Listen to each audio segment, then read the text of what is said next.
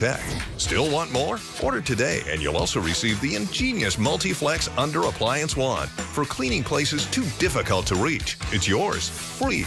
And this deal gets even better. Order right now and get it all with free shipping. That's right, free shipping. I am so confident in the quality of my Shark Power Detect, I'm going to give you my incredible 5-year VIP Elite service warranty. If anything goes wrong in the next 5 years, Shark will repair or replace your vacuum at no charge.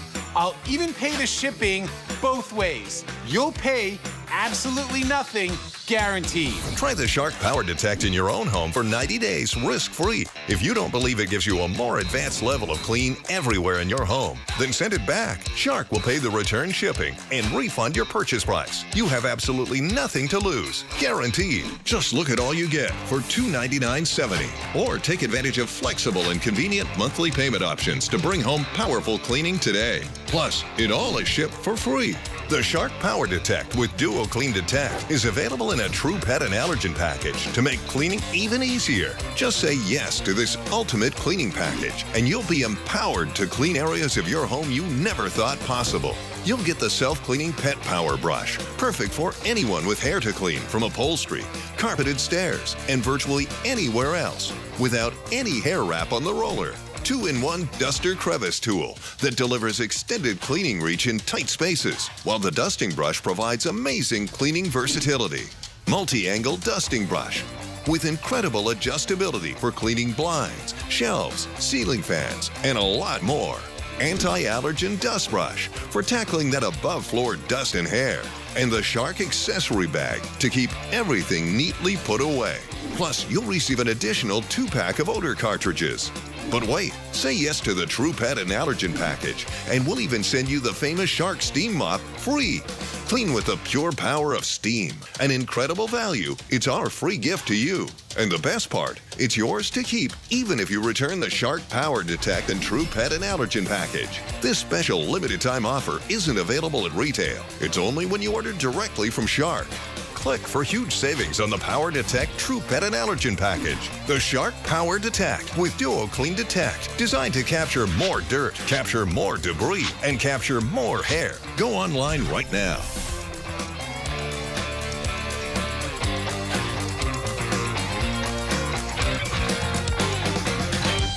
It's better outside with Ninja. Cookouts are better with master grills that char, barbecue, smoke, and air fry. Weekends are better with life-proof coolers that keep ice for days and have fridge temperature drawers for dry foods. Because everything is better without soggy sandwiches. It's better outside with Ninja. The proceeding was a paid presentation for the Shark Power Detect, presented by Shark Ninja. I can't get a hold of my mom. I'm sure it's nothing. I've called her 5 times. I'm sure she's fine. Is Grandma okay? Help! I've fallen and I can't get up. Don't worry, ma'am. We're sending help right now. Hello? Hello, this is Life Alert. Your mother had an emergency, and we dispatched paramedics to her home. Oh my gosh, what happened? She had a fall, but don't worry. She is safe, and the paramedics are helping her right now. Thank you. Life Alert saves a life every 11 minutes. With one simple touch of a button, Life Alert sends help immediately. Whether it's to report a fall, a medical emergency, or an intruder, Life Alert sends first responders fast. For a free brochure, call 800-970-8049. 800-970-8049. 800-970-8049. Baseball. There is no other game like it. It's batter versus ball. Shut them down or swing for the fences. No matter which side of the plate you're on, it's the greatest game ever played. High School Grand Slam Baseball, sponsored by West Virginia Northern Community College. Today at noon, Wheeling Park takes on Brooke. High School Grand Slam Baseball is presented by WVU Medicine.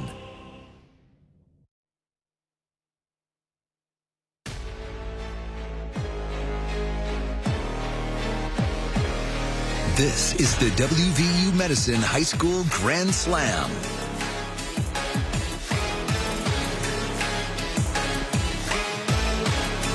A beautiful sight in Bruin country. The new turf at Bruin Field hosting our latest WVU Medicine High School Grand Slam baseball broadcast. It's the 15-10 Brooke Bruins hosting the 15-8 Wheeling Park Patriots. Rob Metzger along with Rich Donnelly. That's drone shot taken when the sun was shining. It is not shining today, but the rain is light right now as we get set for this matchup between these two local rivals. And we check out today's pitching matchup between the Bruins and the Patriots as they get set for the first pitch here at Bruin Field. Colton Whitmire will get the start for Park, 2-0 on the season, 2.91 earned run average. And warming up right now on the mound for the Brooke Bruins and Drew Murdoch. Murdoch on the season, 4-1 on the season, with a 3.78 earned run average, 30 strikeouts, his 7th start of the season. The keys of the game in this one for Brooke and Wheeling Park. Brooke head coach Doug Costain, Wheeling Park head coach Steve Myers. Park, quality pitching start they want, fundamental defense and timely hitting for Brooke. Limit the unforced mistakes, and of course timely hitting as well. We're going to take a timeout. When we return, it's first pitch between the Bruins and the Patriots here on the new turf at Bruin Field. America has the greatest economy in the world, but I think most of us would agree we have a problem. The cost of almost everything is up. Home prices, rent, food, insurance. Every sector has taken a hit, including automotive. More Americans are keeping their cars for longer, including me. And one way that we can make life more affordable is CarShield, America's #1 auto protection company. CarShield's rated A+ with the Better Business Bureau and named America's most trusted auto protection company. With CarShield, drivers could save thousands on covered parts and systems like your engine, transmission, entertainment system, and more. It's the protection that I trust, just like these other happy customers. With CarShield, saving the $2,700 has been a real blessing. I love CarShield. It is my lifeline.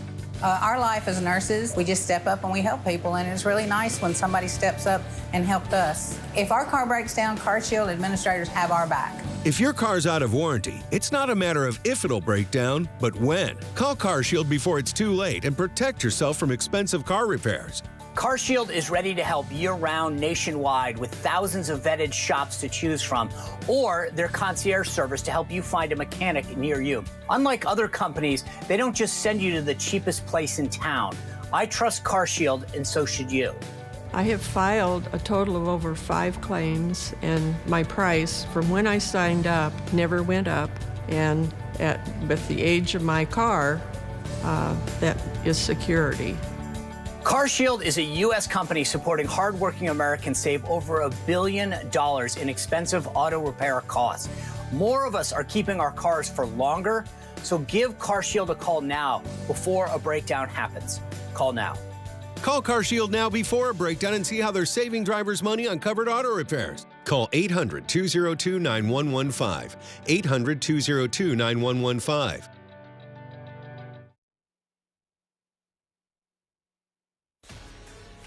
The WVU Medicine High School Grand Slam on Fox 9 is sponsored by WVU Medicine and West Virginia Northern Community College.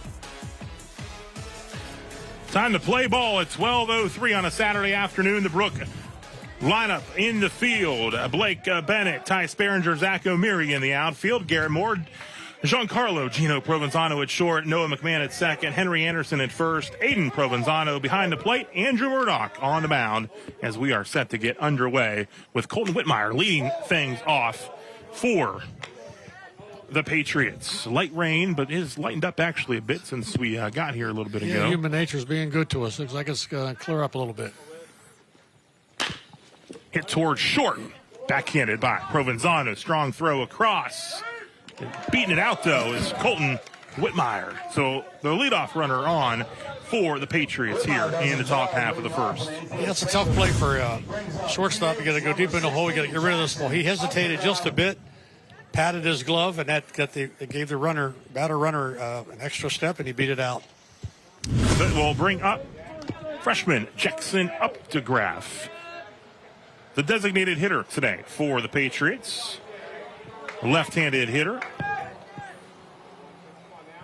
Hitting .381, 5 doubles, 13 runs batted in, scored 17. Skies this one out towards left. Bennett over, couple steps, makes the catch for out number 1. Yeah, we're lucky we're playing today with this turf. You know, got to give Superintendent Crook and all the administration here absolutely credit for getting this done, because, boy, I tell you what, I don't think we'd have played today. Absolutely not. Whitmire up the graph. Nate Simon at the plate now. Your shortstop batting third. Rylan Robb at third. Rocco Dijon Domenico at first. Nolan Yanchak behind the plate. Colton Burkhart, Paul McGee, and Miles Gorby rounding out the 9 hitters for Steve Meyer's squad. 1 on, 1 away here in the top half of the first. First pitch, a ball. 1-0 the count on Simon, who is headed to Seton Hill to play his college baseball. Assigned there, hitting .324 on the season with 8 doubles, leading the team as well with 2 home runs. Yeah, the defenders here for Brooke and for Park have to be aware of this turf. The ball's going to skid a little faster than it would, of course, on grass. Found out a play to the right side. Count even up at 1-1. And we were talking before the game, the coaches were talking, some of the players are not used to this turf, and if they slide at second base, they have to make sure they don't end up at left field. And a little extra slick today. Yeah, you got to go a little earlier, that's all. In there for a ball, our umpires today, Seth Barnhart and Terry DeBacco. A Saturday afternoon matinee baseball here on the new turf at Bruin Field. Opened up the field, the ceremonies on Thursday here against Toronto. This pitch driven to deep left. It is deep, it is back, it is gone over the scoreboard. Wow. Nate Simon, a 2-run shot for the Patriots, and it's 2-0. No doubt about that one. Turned on that inside fastball, and bam. Third home run of the season for Nate Simon, the senior shortstop. It's 2-0 Patriots. Great shot by Simon. Scores Whitmire as well. 2-run home run. Simon had a big home run in the OVAC semi-win against Parkersburg South. Tied it up in the bottom of the 7th with a home run. And this one, as you said, a no-doubter. Oh, yeah. I believe that's over the scoreboard. I believe it went over the scoreboard. Yeah, it was a bomb.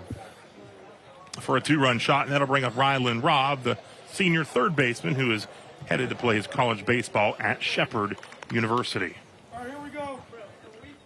Yeah, it's great to see a number of kids at Park, of course, and Brooke has a few, and throughout the valley, these kids are going to go on to college and play college baseball. Baseball at the college level has really improved over the last 10 or 15 years, and boy, stadiums are bigger, now it's on TV almost every night, so good to see these kids move on. Robb's driven in 17 runs this season.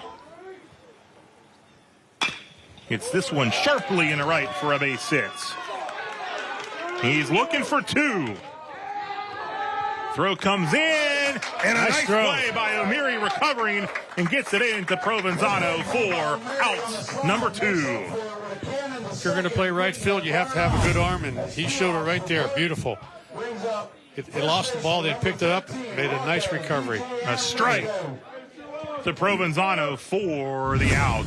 O'Meary made an outstanding play against Toronto 2 nights ago on a fly ball to the gap, made a great catch late. That was a 6-4 Toronto win. First pitch in there for a strike. Toronto scored 6 runs, all 2 outs in the third. That was all the scoring for the Red Knights. Yeah. They picked off 4 Bruin runners in that one. It ended up 6-4. Really good game to open up the new turf here at Brooke. You know, with this new turf at all these fields like Brooke, you can get other teams to come in here and play that maybe wouldn't have come in the past. You know, beautiful place and beautiful facility. 1-1 offering from Murdoch, the lefty, fouled out of play. Count 1-2 with Rocco Dijon Domenico at the plate, playing first base. Hitting .338 on the season. He's got 7 doubles. Both these teams are going to be seated pretty high in their tournaments coming up, so you want to get your team ready, get your pitching in line, and get all your extra players some playing time in this last 2 weeks. Whoa, geez. Sharply Watch out, towards Coach. Steve Myers down at third. Yeah, back up about 10 feet, Steve. He was in the coach's box. But Yeah, he was. Move that back a little bit. Yeah, he would have been down in the coaching box if that ball would have nailed him. You're very familiar with that third base box. I've been hit twice, and I tell you what, I thought my life was over. Oh, my gosh. One hit me in the back of the leg. Moises Alou hit me, and then a guy named Craig Morton hit me in the back of the neck, which that's even worse. But it hit on it high on the neck, on your back where the muscles are. And thank Lord, Buddy Bell was our manager. He thought I was gone. He said it sounded like a watermelon getting hit. Thankfully, we can laugh about it. Oh, yeah. 2-2 the count, 2 away here in the top half of the first. 2-0 Patriots on the Nate Simon 2-run blast to left. Murdoch's 2-2 offering. Grounded again, foul. This one a little softer foul. Coach Myers throws in that ball. This is his 7th season as the head coach. Recently went over 100 career victories, now 102 and 57. 6th actual season of baseball. 2020, of course, canceled due to COVID-19. 2-2 offering from Murdoch is a ball. It's 3-2, the count 4.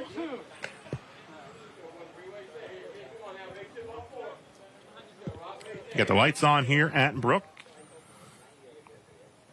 2 away, top of the first. Murdoch's pitch hit sharply to short into left for a base hit. That's what we were talking about earlier. That ball, when a line shot's going to hit that turf, it's going to scoot. That's what real it did. Quick. That's what it did on the shortstop there. Not an easy play at all. No. And Dijon Domenico reaches on a single. And a look at it again on the replay. You can see on the hop right there. I'm going to give him a hit on that. That ball was starched. If he'd have made the play, it would have been a super play. So to me, if it's going to be a super play, it should be a hit. Nolan Yanchak steps in, the junior catcher for the Patriots. Hit the game-winning walk-off homer in the OVAC semis against Parkersburg South.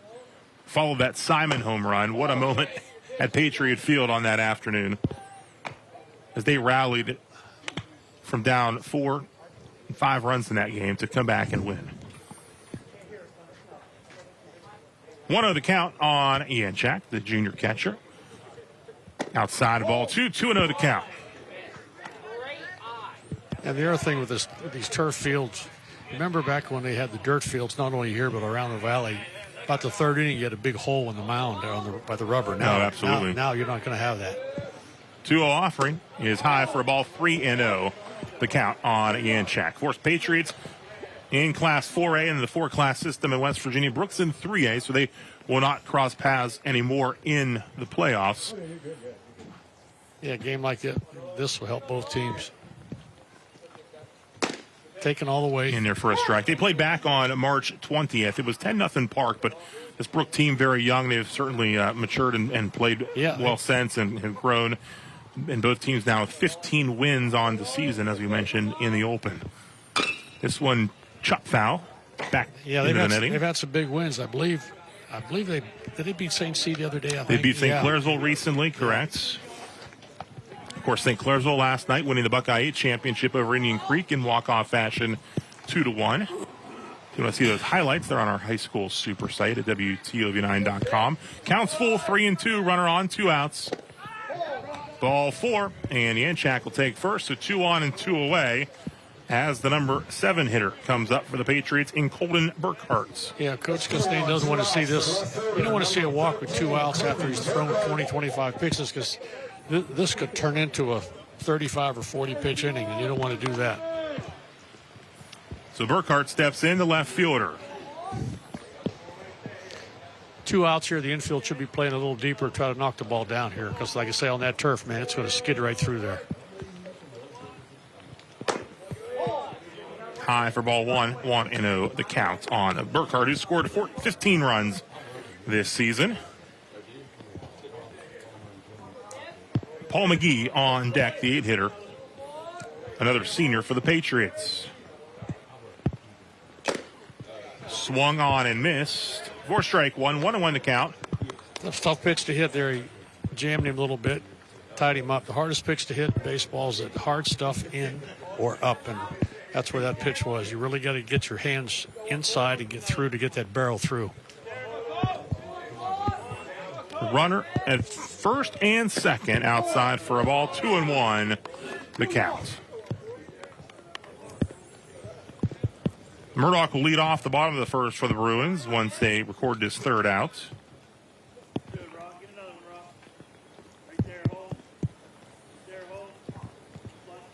Two 2-1 offering.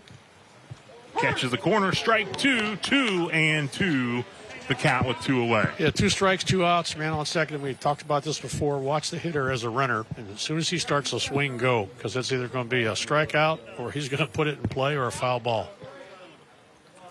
2-2 pitch, swung on and miss for strike three. Murdoch gets him swinging a WVU Medicine strikeout to end the top half of the first. But Nate Simon, a 2-run blast, putting Park on the board. It's 2-0 on your West Virginia Northern Community College scoreboard. We'll be back at the Bruins' first at bat in a moment.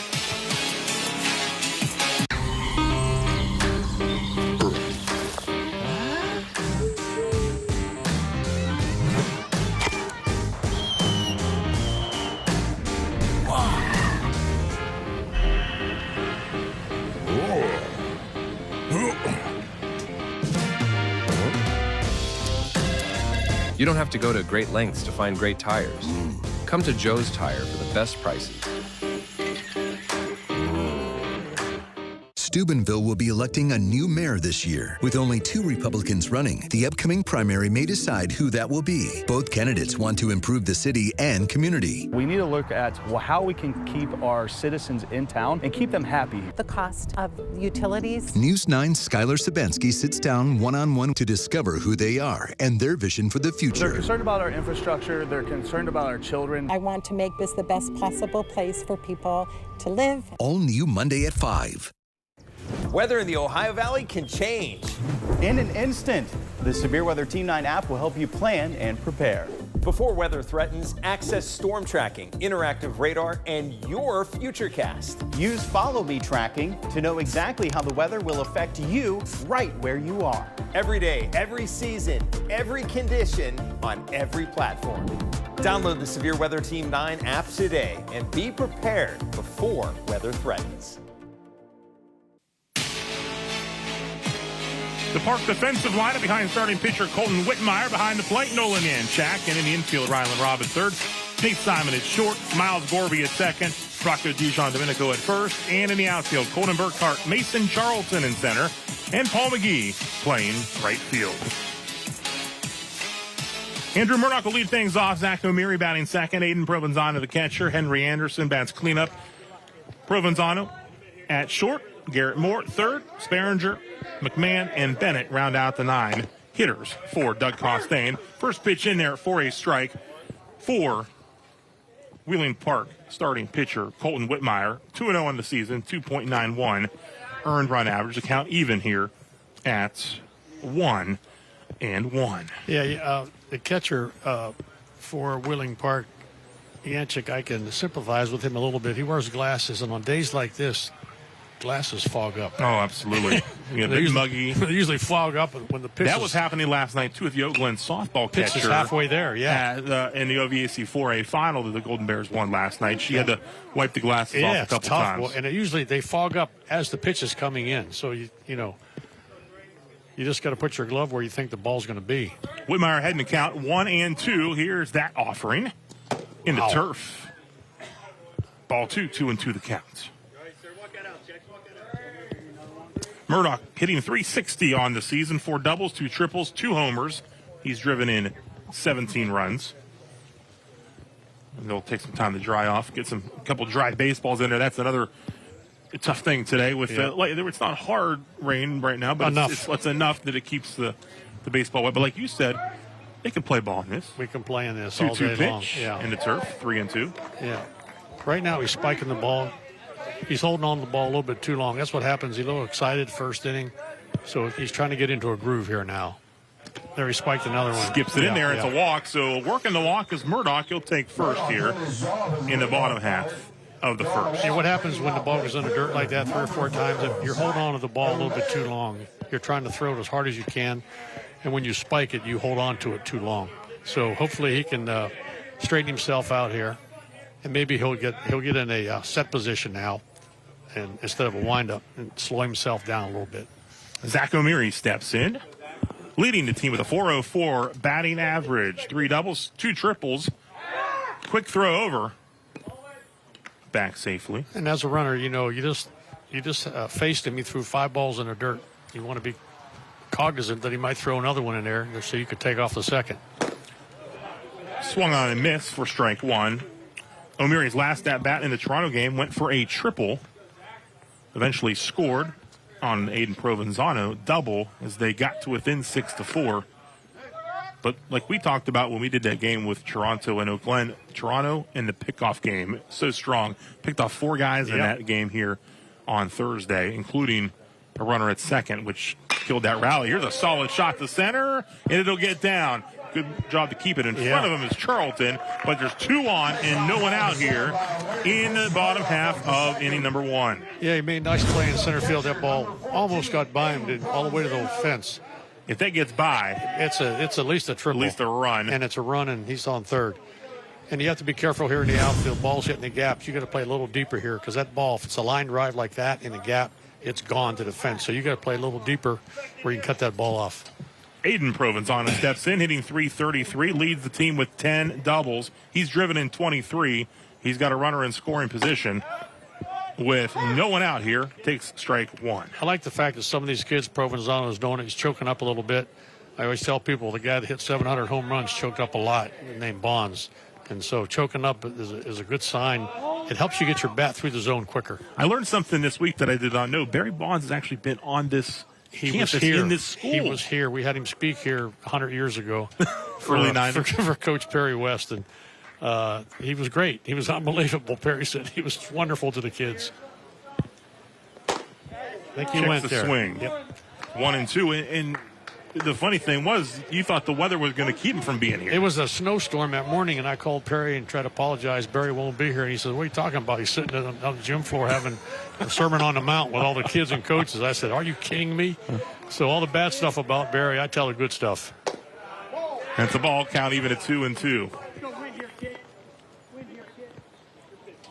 And not only that, gave the money back. He did, yeah. They gave him a check. They tore it up. He said, go buy some bats and balls. I mean, like I say, down deep, he had a good heart. That's a ball count now full at 3 and 2. No one out here. 2 runners on to lead things off for the Bruins. 3-2, no outs. I would assume we're not running here, Coach Costain. Because right now the pitcher is sort of all over the place. So if you had a strike thrower, you could take off. It's skied high into right center, going drifting back and making the catch near the warning track. Runner at second will tag and head to third. So they get a runner at third. Runners on the corners with 1 away. Good base running. Like I say, when you're on second with no outs, you have one job, not to score, just get to third. Now you're first and third. You're in a good situation to score here. Fly ball, the ground ball that they can't turn to, and, of course, the base hit. So good base running there. Cleanup hitter Henry Anderson. He is signed with Shepherd, and he steps in with a .333 batting average, 6 doubles, 3 triples, a home run. He's driven in 22 and has a runner at third in scoring position, along with a runner at first base here with 1 away. Quick throw over. Yeah, you're as a third base coach here, you're going to tell your runner at third, ball on the ground, you're going to go. If they get you, get caught in a rundown so that runners can move up. Don't just run into an out. Good block. Good block there. Yanchak keeps it in front of him. Yeah. He's had about 4 or 5 already like that in the first inning. So when you're catching, you're like, oh, man, come on, man, get the ball up, please. The backstop here is not real far, so it's going to be hard to score on a pass ball. And much closer than it used to be in the old field. There's another one in dirt. Yeah. He will not have to have blocking practice this week. He's already had about 10 of them in the first inning. Like Yanchak, his dad, Mike, played here in the early 90s at Brooke, and now here the Wheeling Park catcher, a junior.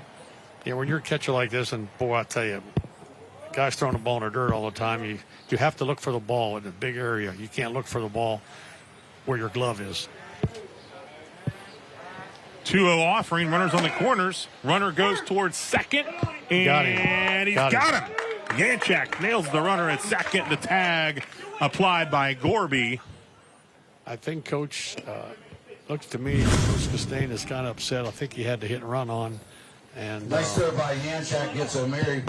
And the hitter was supposed to swing at that ball or take a whack at it anyway, and he didn't. So now there's 2 away. 2-1 count, runner at third here in the bottom half of the first. This one skied foul behind the press box and out of play. Yeah, when you do a hit and run, the runner on first did the right thing. He didn't leave until the ball was thrown. You're not trying to steal a base, hoping that your hitter's going to put the ball in play. And it just didn't happen.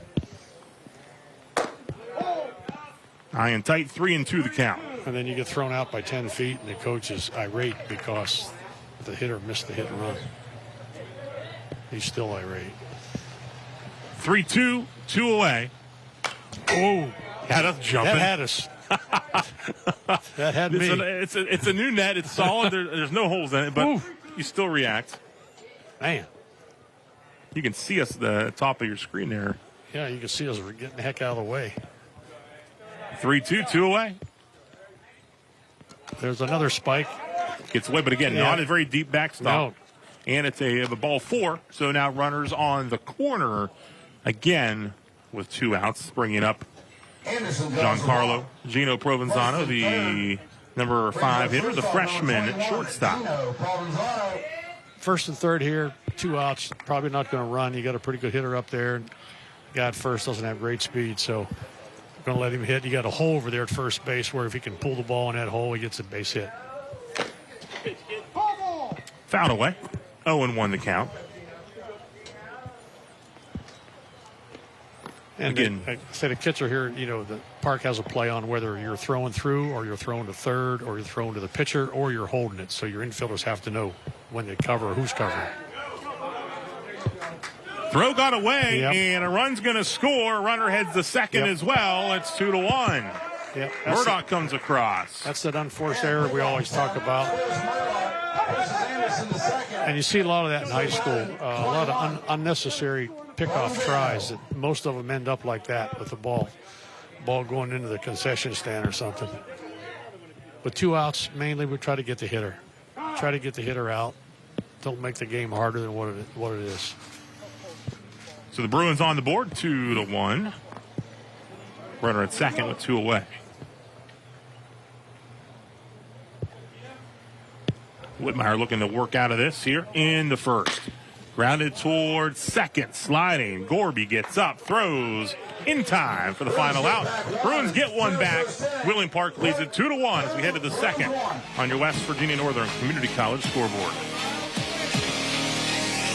My name is Frank Schiebel, and I'm a general surgeon at WVU Reynolds Memorial Hospital. So I think if you're a patient, considering surgery, I would think that part of your concerns would be post-operative pain, time off work, recovery time. I think all of these things are drastically improved with our robotic surgery techniques. That is, these surgeries are largely outpatient, so people come in, have the surgery, recover the rest of the time at home, and we get them back to work just as soon as possible. A mental break may have led to his disappearance. Monday, the missing persons team joins a desperate search. He was the person I looked up to. The lowest point in my life. To bring a loved one home. There is absolutely still hope that he's out there, that he's alive. Monday at 8 on Fox 9. Fox Monday, America's Most Wanted needs your help with a fishing trip brutal killing. You can make a difference. Monday at 9 on Fox 9.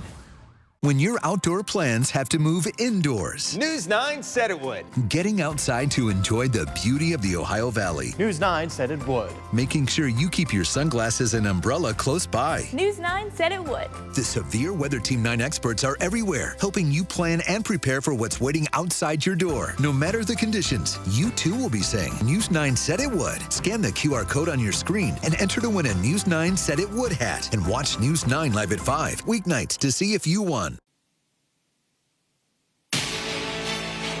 2-1, Wheeling Park on your West Virginia Northern Community College scoreboard. We head to the second. Paul McGee will lead things off for the Patriots. The number 8 hitter in the lineup, McGee. First game back from an injury last game, a 5-3 win against Sean Marshall.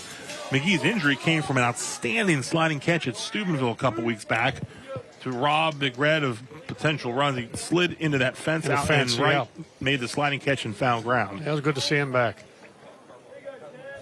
So he's back in there, and he will lead things off here in the second.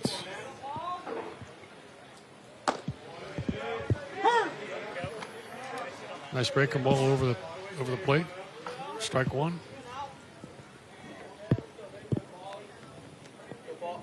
Murdoch going to work ahead. Count even up here at 1-1. The 2 runs in the first off the Nate Simon 2-run blast to over the scoreboard and left.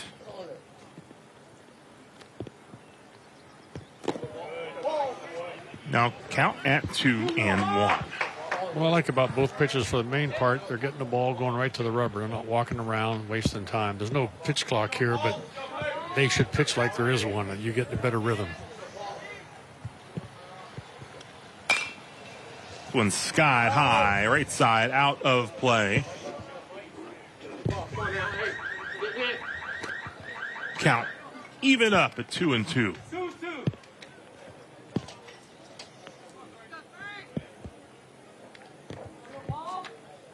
Both sides working hard to keep the baseballs dry. This one's skied again, foul out of play. Count remains 2-2 on McGee. Hitting .313 on the season. It's got 3 doubles and a triple.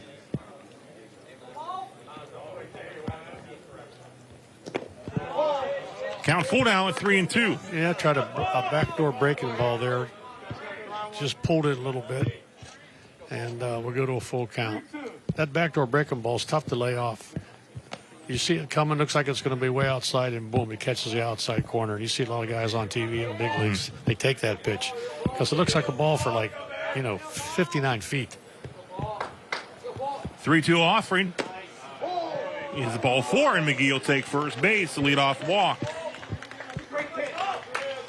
That'll bring up number 9 hitter, Miles Gorby, the second baseman. I did a stat once. They said leadoff walks score like 45% of the time. So you want to try to get that first guy. Get the first guy out. It eliminates a lot of things, usually like sacrifice bunts and hit and runs.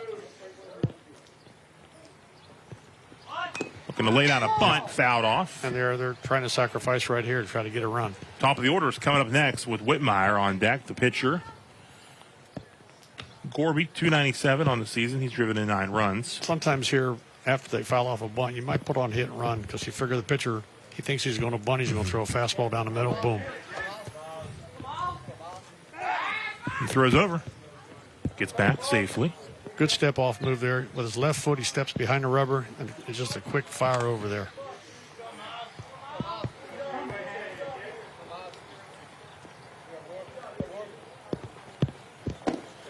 He swung on a miss, a little off speed there. It's 0-2. Good breaking ball. So Murdoch working ahead here with the runner at first, no one out. In the top half of inning number 2.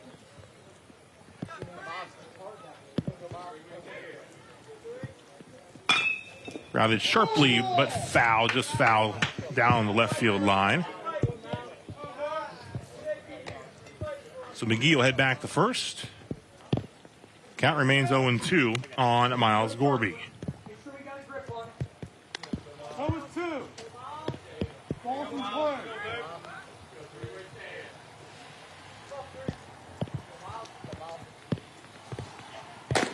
Murdoch's 0-2, a ball, 1-2 the count. The Bruins, game number 2 on the new turf here. As I mentioned earlier, took on Toronto here on Thursday night under the lights.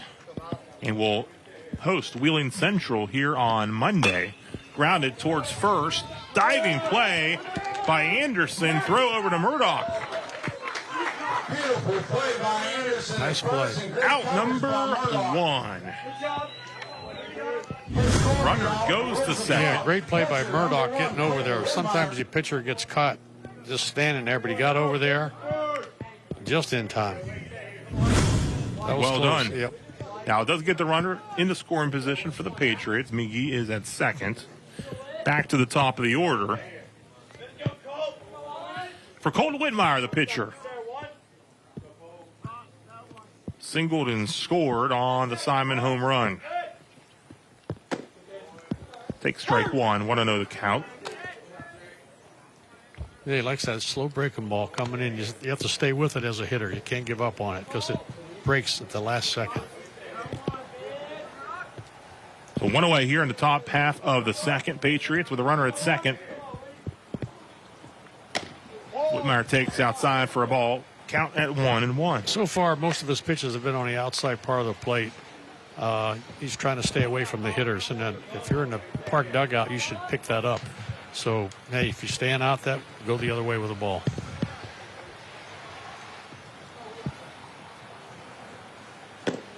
It's a swing and a miss. 1-2 the counts. Swung right over the breaking ball there. A real slow breaking ball. It's hard to, it messes your, not only does it move, it messes your timing up because you're sitting on a fastball and here comes a ball about 60 miles an hour. Hits it towards second. Throw over to first. For round number 2, McGee advances to third. Now with 2 away. And Jackson up to Graff. Steps up. Look again at the replay. Noah McMahon. Throw over to Henry Anderson for the second out. So up to Graff, the freshman at the plate. Up to Graff. Goaltender for the William Park hockey team, which made a run to the national semifinals in the national tournament in California, which ran right into baseball season. Patriots also the state champs, winner of the Bob Otten Trophy this year in hockey. So up the Graff making an impact on the ice and now on the baseball diamond as a freshman. Yeah, pretty good combination, hockey player and baseball player. Michael Grove, former Patriot, had that combo going. Is that right? Played hockey as well. Here hit towards short. Provenzano throw across. Tough play to make, and that's going to get McGee home. It's 3-1. That ball there, again, if you watch the replay, got on him real quick and knocked him off balance. Watch, he caught the ball, then it knocked him off balance, and that extra step, safe. He would have beat the throw anyway. Which brings up shortstop number 8. So an infield single scores the run. McGee comes across, and it's Simon at the plate again with a runner on. He hit a 2-run home run his first time up. What you need to do there on that ball that was hit to Provenzano is backhand the ball, but get your momentum going toward first base. That way he went to the right, and the ball hit and knocked him off balance. Simon takes ball 1, count 1-0. Simon's one of those hitters that when he stands in the box, he just looks like he's going to get a hit. Certain guys are like that. All the good hitters. He just has a good approach. Hitting .324 now, has 3 homers on the season. Takes another ball, 2-0 to counts.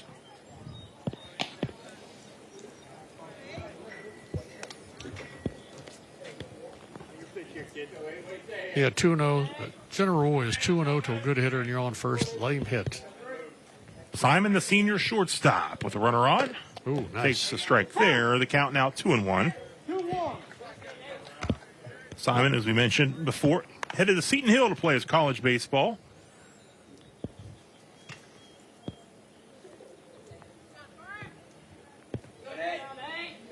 Two-one pitch. Fouled off. 2-2. With 2 away and a runner at first. They have to be happy there of what they saw the first inning. With a 2-run blast. 2-2. Usually let the good hitters hit. They don't have to run or nothing like that. Just let him hit. 1-1 across here in the inning. Runner goes towards second, throw down. It's the runner. He's in there safely. That's up the Graff. Yeah, he got a breaking ball there to steal on. That's why he made it very hard for the catcher to throw him out on that slow breaking ball. Usually the time, if you throw the ball from home to the catcher in like 1.5 or more, the runner first is going to walk in the second. Right there was probably like a 1.7. So no problem getting into second. Count is 4-3-2, 2 away. Runner at second here in the second. It's a ball. Simon draws the walk. That's not a bad pitch there because you have an open base with a real good hitter. Throw him a breaking ball. If he throws it for a strike, you get him out. If you're not, you walk him. So what? Now you'll set up force potentially at third. Second. Number 7, Rylan Robb. We're just go to first for the out here with Rylan Robb at the plate. Sometimes the best way to pitch to a guy is don't pitch to a guy.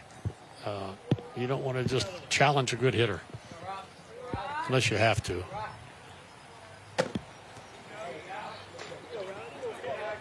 In there for a strike on Robb. Yeah, Murdoch throwing a lot of breaking balls. Probably close to 50% of his pitches are all breaking balls. So as a hitter, you might go up there at one time and look for one.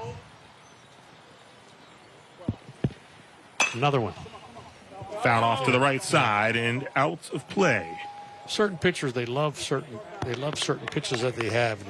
Like if you watch this kid, you watch him now for 2 innings, you can see already he loves his breaking ball. So, you know, if you're a right-hand hitter that got some pop, go up there and say, I'm going to sit on a breaking ball, see what I can do with this thing. not with 2 strikes, but prior to 2 strikes. Now you just have to protect the plate. 2 on, 2 out, 0-2 pitch. Rob stays alive, fouls it to the right side, out of play again.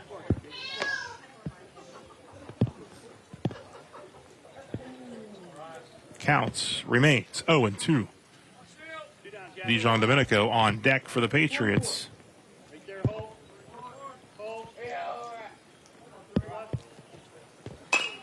Again, foul to the right side, out of play for Rylan Robb, the Shepherd signee. Coach Costano was going, could you please hit the ball fair? That's our 40th ball we've had to go get. They're going to go through a lot of baseball. And when it's raining, you go through more baseballs because not only... Every time it's hit, then some might not be salvageable because they're soaked.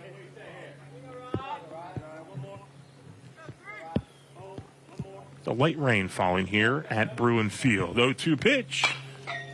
This one is fouled, but will stay in play. Great at bat here. In the field area. You love the new setup here. Got the great netting here. It's beautiful. To look through. Really a big time field. You got the checkerboard warning track, just like the sidelines of the football field. That's very unique. You got a good background with the hillside. With the hillside and the trees out there. Murdoch's 0-2 pitch. Outside ball, 1-2 the count. 2 on base. 2 away. Murdoch still ahead of the count, 1-2 on Rylan Robb, the senior third baseman for the Patriots. Here's that pitch. Takes the ball, 2-2 the count. Another breaking ball just inside. You like to make something happen here on the 2-2 pitch. You really don't want to go 3-2 on him because the runners will be rolling then. So try to get an out on this pitch. Whatever your best pitch is, throw it right on this pitch.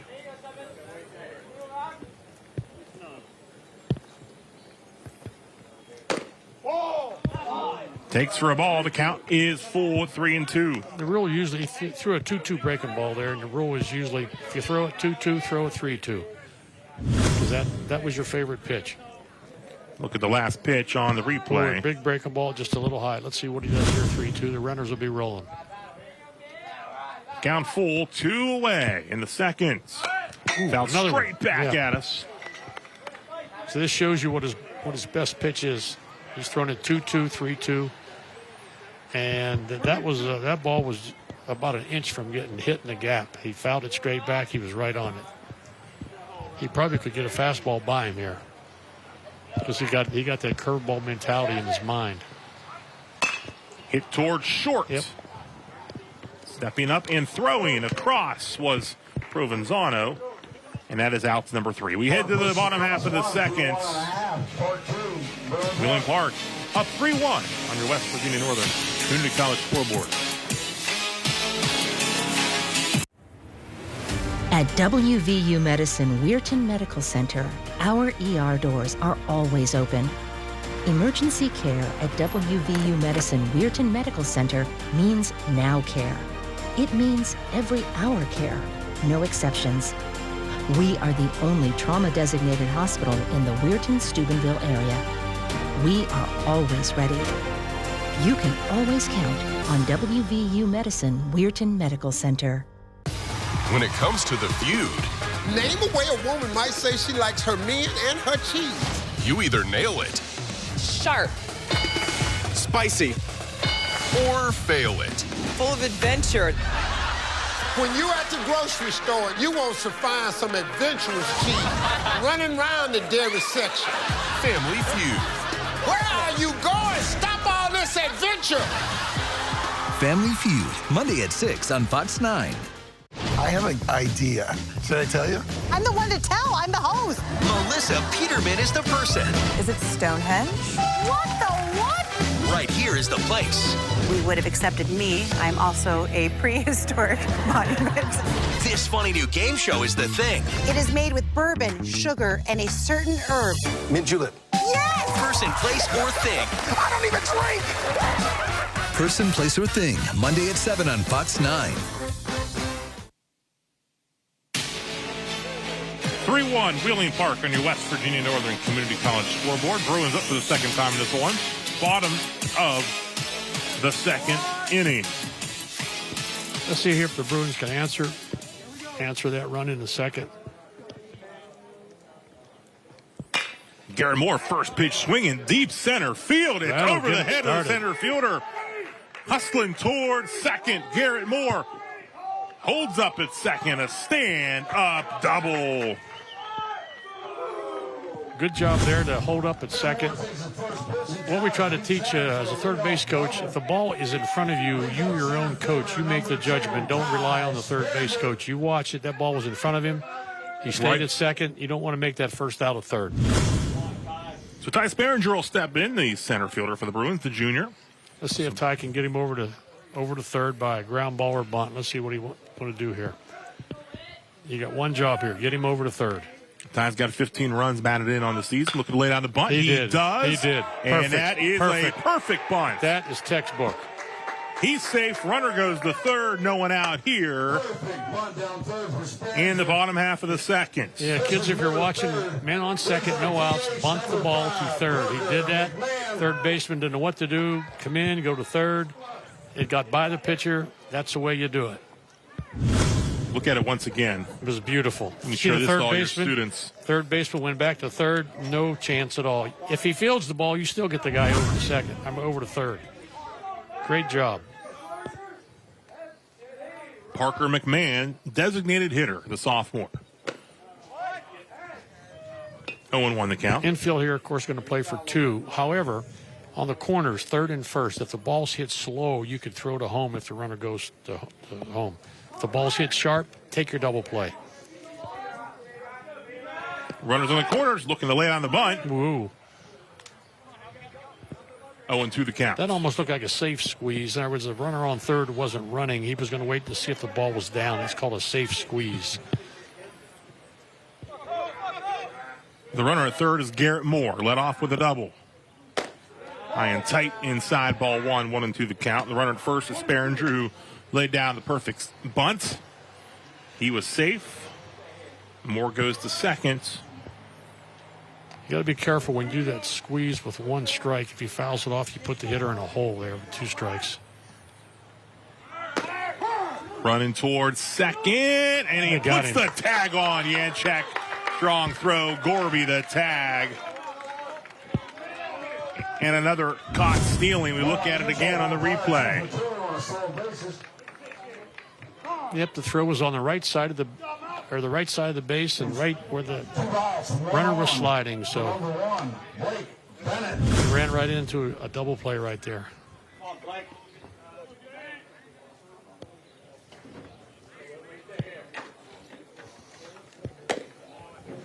So strike him out, throw him out. Yeah, so promising rally. First and third, no out. And last thing you want to have is a double play and the runner doesn't score. Blake Bennett up now, making just his second start, and we'll try to get the runner third home. Bruins had something brewing with 2 on. Yeah. You got to make sure if that guy steals first and third, you got to make sure he can almost make it 90% of the time or he can't throw, can't go. Ooh, strike 3 called.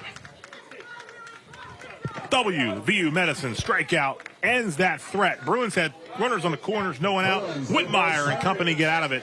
We head to the third. 3-1, Wheeling Park. Are you looking to sell your property? I'm Laney Open House Ross, one of the Valley's hardest working realtors. Large or small, residential or business properties, I sell and list them all. If you're ready to buy or sell, contact me, Laney Open House Ross, one of the High Valley's hardest working realtors. Tuesday, the Cleaning Lady is all new and better than ever. I'm not going to let anyone control me again. Tuesday at 8 on Fox 9. This gentleman has a missing person to report. We're here about your son's girlfriend. My son is a serial killer. Dad says it's the son says it's the father. Is it you or is it him? I have no idea where she is. What's in the box? What is the truth? I'm gonna kill you! Tuesday at 9 on Fox 9.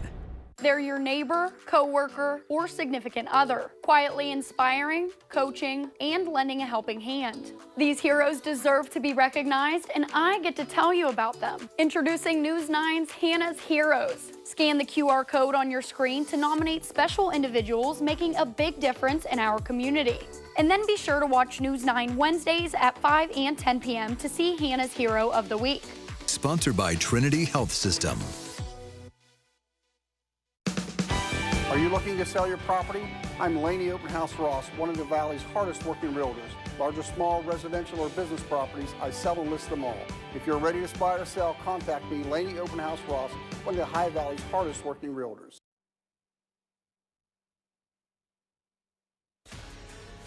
The WVU Medicine High School Grand Slam on Fox 9 is sponsored by WVU Medicine and West Virginia Northern Community College. That's a look at Bruin Field when the sun is shining.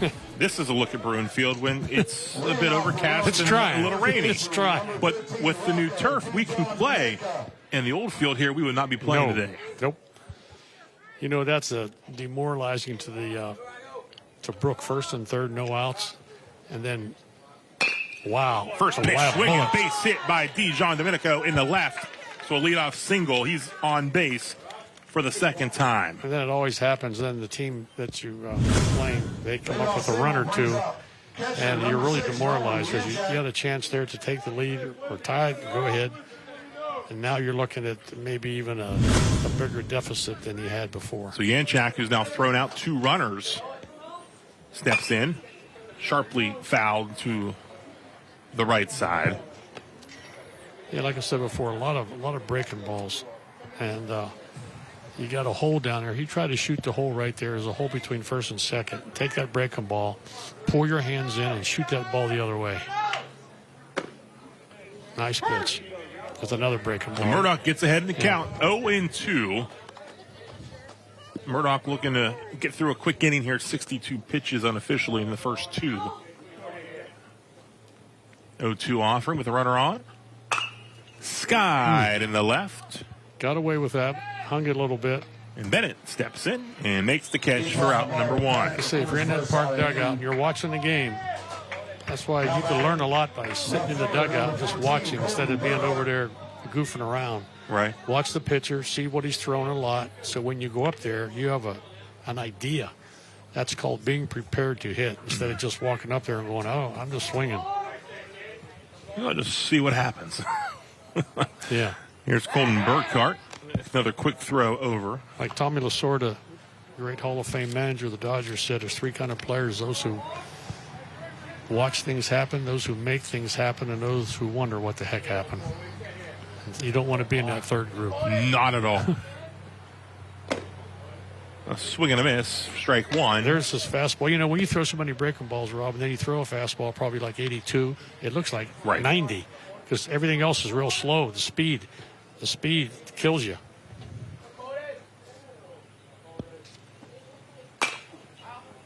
Fouled out of play. Yeah, 0-2. Yeah, they're late on these fastballs because they're adjusting to the off-speed pitch of the off-speed curveball. And the fastball, he's probably throwing 82, 83. It's almost getting by him. He's going to throw over to first.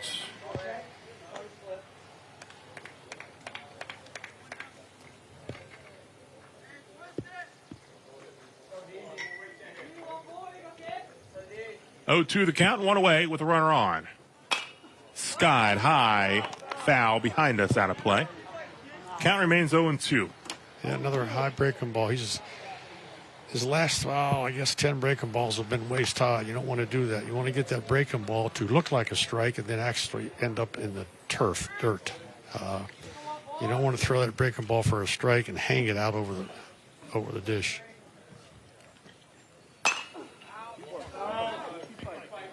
Out of play. And replenishing the baseball supply there. Yeah. They're going to have to get into the equipment room, I believe, on this one, get some more out. There's been a lot fouled out of play on that right side. 0-2 pitch from Murdoch. And another one. Another one. Yeah. That'll just put someone outside, not even run out there. Yeah. Just hang out over there. If that screen was over there, they'd have about 3 dozen balls. So staying alive is Burkhart.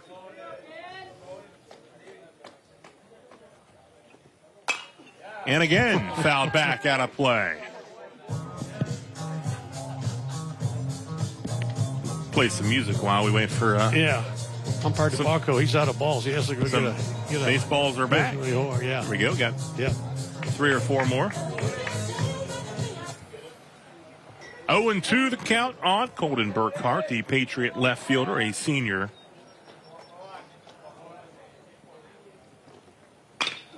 This one fouled to the left side, but it stays within the confines of the fence. I don't know what the record is for foul balls, but I think we're approaching it. My Lord. And that's why the pitch counts are up, too. Yeah, he's up to, what do you say, 60, 70 almost? Around At there. 62 through 2, and here's the 0-2 pitch. Another again. one. Staying alive. Good work by Burkhart to stay alive in this at-bats. And that kills you as a pitcher. Also, as a catcher, you don't know what the heck to call. You know, he's hitting everything. Unofficially, it's 66 pitches. 0-2 the count. One away here in the top half of the third. Takes the ball now. It's 1-2. Usually, if you foul off about 6 or 7, it seems like the advantage goes to the hitter because he's seeing every pitch you have. He's seeing all the speeds. And as a pitcher, it's just aggravating. 1-2 pitch. It's the ball 2-2 the count. And it drives up your pitch count real quick. Seems like every time you have a pitcher that's close to the pitch count, they foul off about 10 balls. 2-2 offering is hit toward shorty, diving snag to second. They get it over to first. Safe there. Nice recovery by Provenzano. He almost had it. It would have been a great diving catch, but he stopped the ball, picked it up, got the force at second. Yeah, he didn't panic. And a look again here. Just squirts out of the glove, but heads up play to toss it over to second. If we can show that again, you know what he did? Something that a lot of kids don't do. When you miss the ball, don't grab at it with your glove. Grab at it with your bare hand. That's what he did, and he flipped it. If he grabs that with his glove, he probably isn't able to flip. Time, might slip out. Yeah, so if you drop the ball, go after it barehanded. And that's exactly what he did. He made a backhand flip. McGee at the plate with 2 away and a runner at first here in the top half of the third.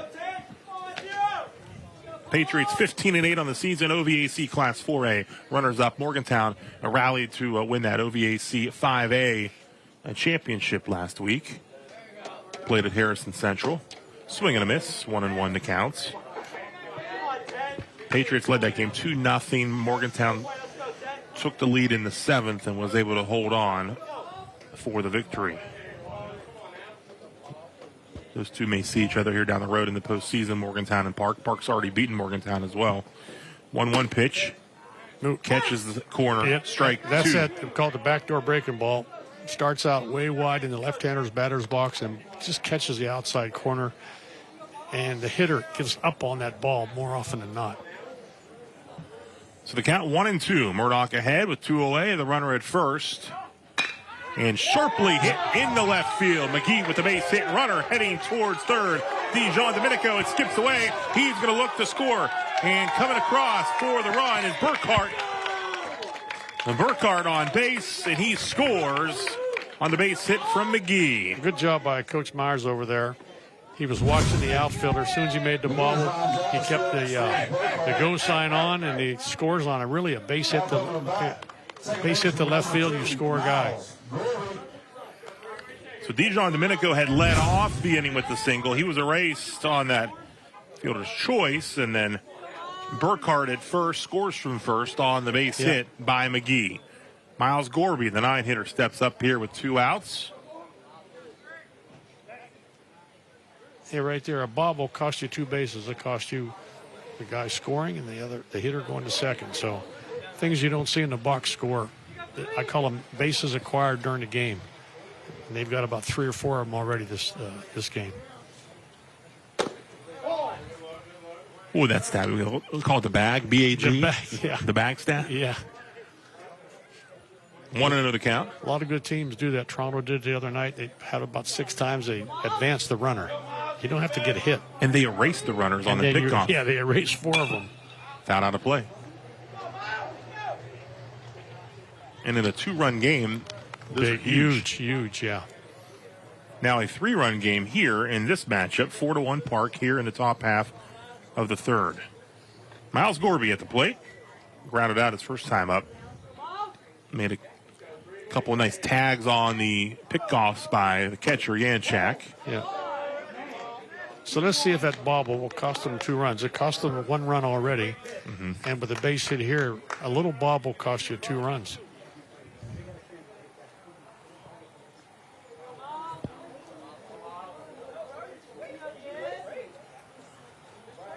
Two-one offering from Murdoch. It's a ball 3-1. Like we talked about before, that was just a normal base hit. However, it's wet out there, and that ball scooted on the left fielder just enough where he couldn't come up with it cleanly. Top of the order on deck for Park with Colton Whitmire, the pitcher. Takes ball 4, and they'll go back to the top of the order.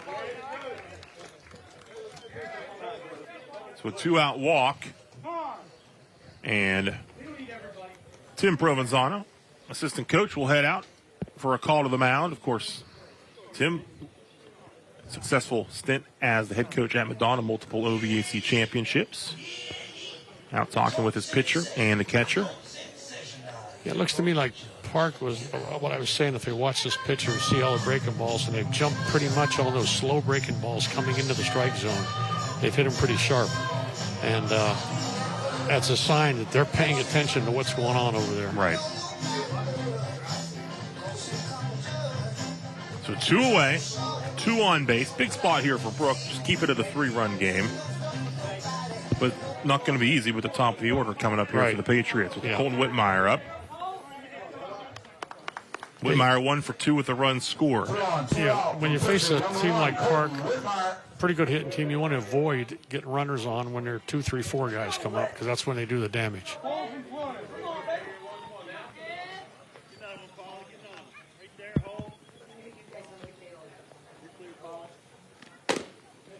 First pitch in there for a strike after the meeting at the mound.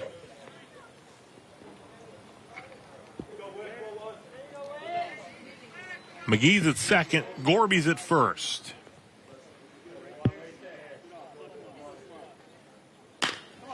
Hit into left, drifting back. It's gonna drop in.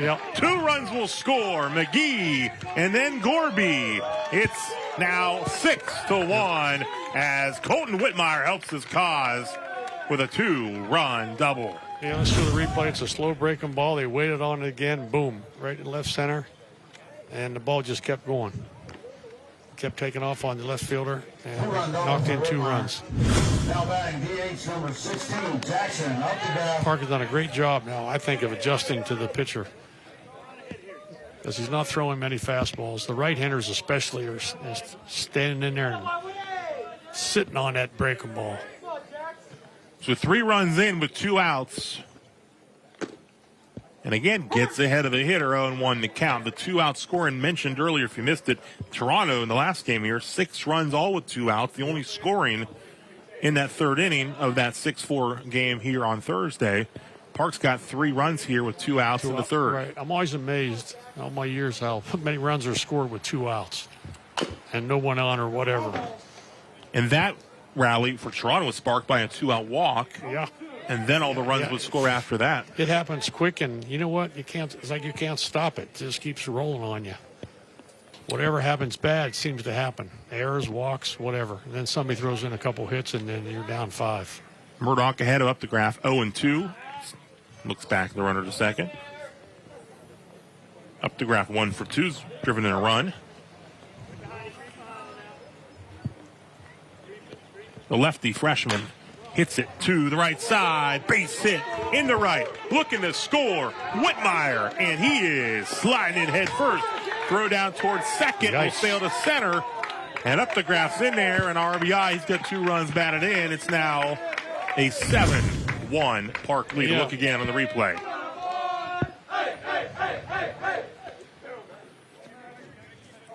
If you're going to throw that ball to home, you have to throw it low so the cutoff man can have a chance at it. That'll slow the runner from first. The hitter from going to second base. He threw it over the cutoff man, no chance at home.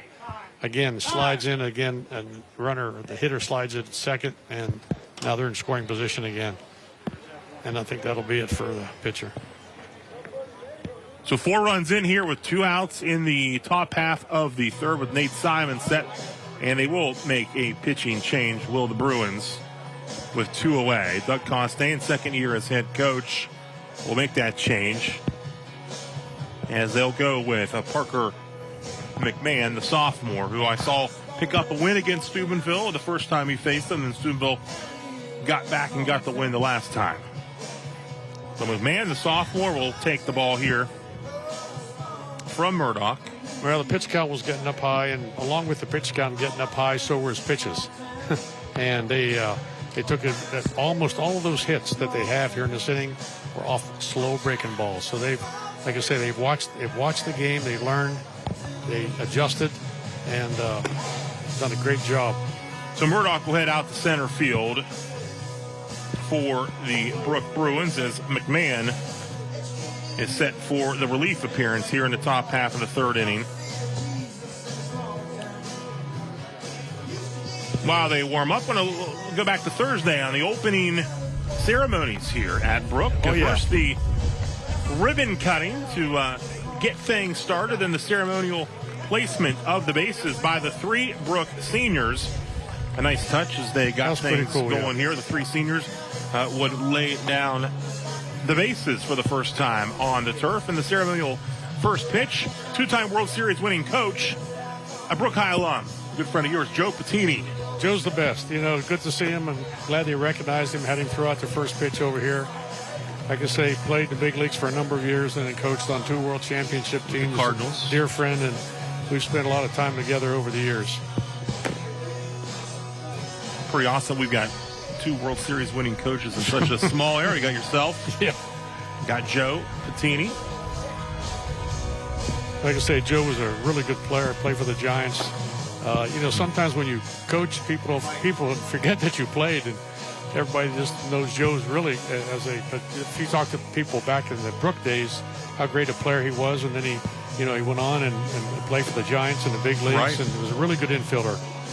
Just think if he had this turf here to play on. Yeah, and I hate to say this, but his golf game is a little better than mine. I can't get on. I can't get on him for How that. about the racquetball game? No chance. No, he ain't got no chance. Yeah, he's got you. You got him on that. He should just stay on the golf course.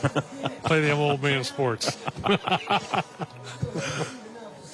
So McMahon finishing up his warm-up pitches here for the Bruins. He takes over 2 outs in the third with Nate Simon, who has a 2-run homer. Again, all 2-out scoring for the Patriots in this inning. First, it was McGee with the hit, and it skipped away and left. That allowed Burkhart to score. And then Whitmire, the pitcher, drives one to deep left. That'll bring home 2 more runs. Patriots extend that lead to 6-1, and they weren't done as Updegraff just takes it in the right for the base hit. Like I say, we're in Whitmire. Talked about before, one little bobble, just a slight bobble, has cost him 4 runs. And that's about the great game of baseball. That one little thing can turn into an avalanche, and right here it has. McMahon 4-2 on the season. And Ty Sperringer moves over to left field from center with Murdoch now in center. So Nate Simon steps up with 2 outs and a runner on second base here in the top half of the third. McMahon a 2.50 earned run average. What good hitters like to do here is attack that first pitch on a relief pitcher. First pitch in there for a strike. But not that one, because it was a breaking ball. He was probably looking for a heater and got the slow breaking ball for a strike. 0-1 to count, 2 away here in the top of the third. 4 runs in for the Park.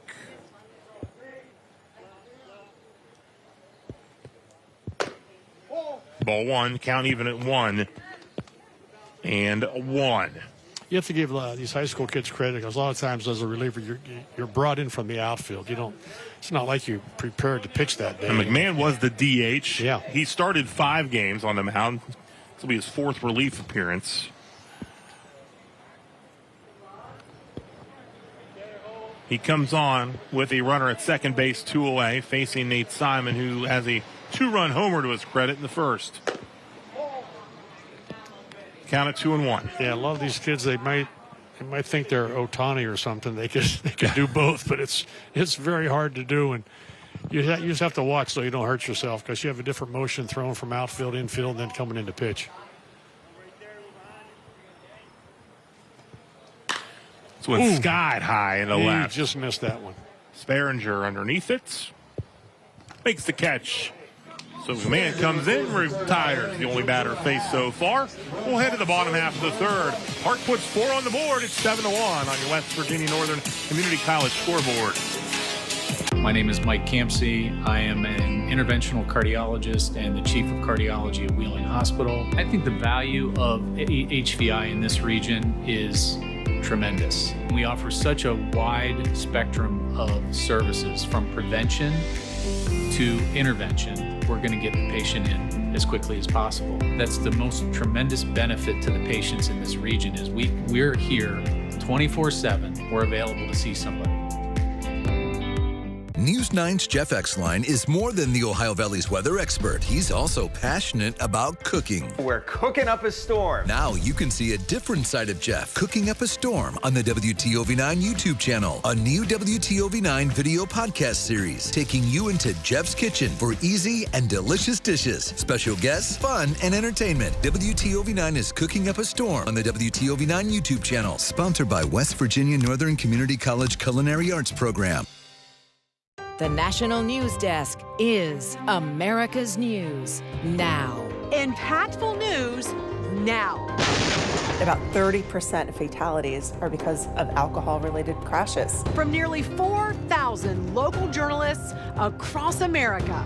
Locally covered, nationally connected. The National News Desk is America's News Now. Weeknights at 11 on Fox 9.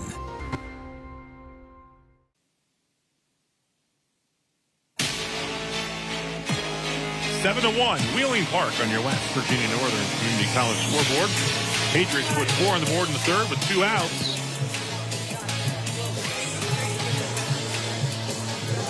Coaches talking things over with the umpires, looking at something line Something to line up a card, yeah. We got to make sure there's nobody batting out of order and everybody, when they make all these switches and everything.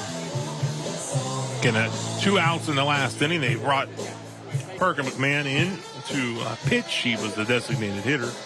Going back to this lineup card, when Jim Levin, of course, was managing, he was paranoid about making a mistake on the lineup card that he wrote out. Right. So we had 5 coaches. He made every coach check it out twice.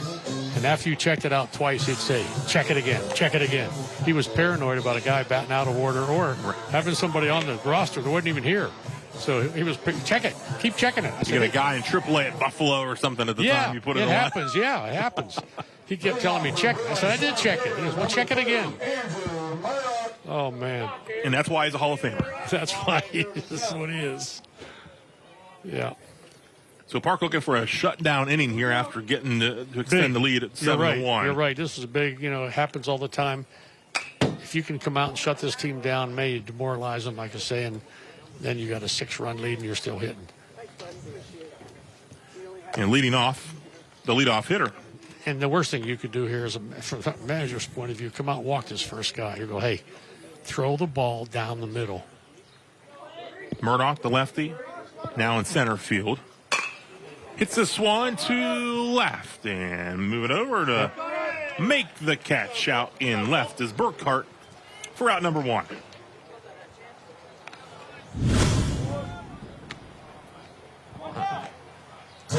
Didn't have to move too much. Zach O'Mary will step in for his second at bat. He singled his first time up. Just make the routine plays. It sounds easy and sounds trite, but that's and he hit that's the by name a of the game. pitch. O'Mary records his 13th HVP on the season. Hit by a pitch for the 13th time this season. Ooh, he to knows get how on to. base. Some guys have an art of doing that. They can turn their body into the ball, especially on a breaking ball where it's not going to hurt them or nothing. Especially the guys that got 14 pads on their elbows. Right. So they know how to do it. So the catcher, Aiden Provenzano, will step in here, the junior. Flew out his first time at the plate. Hitting .333, 10 doubles. Looking to add to that RBI total of 23. Swung on a miss for strike one, 1-1 the count. Yeah, a little height, tight fastball. Again, I always talk about that. The hardest pitch to hit in baseball is the heater up above your belt, right about your letters, because you really got to get your hands in to get that bat around. Takes the ball outside, 2-1 to count.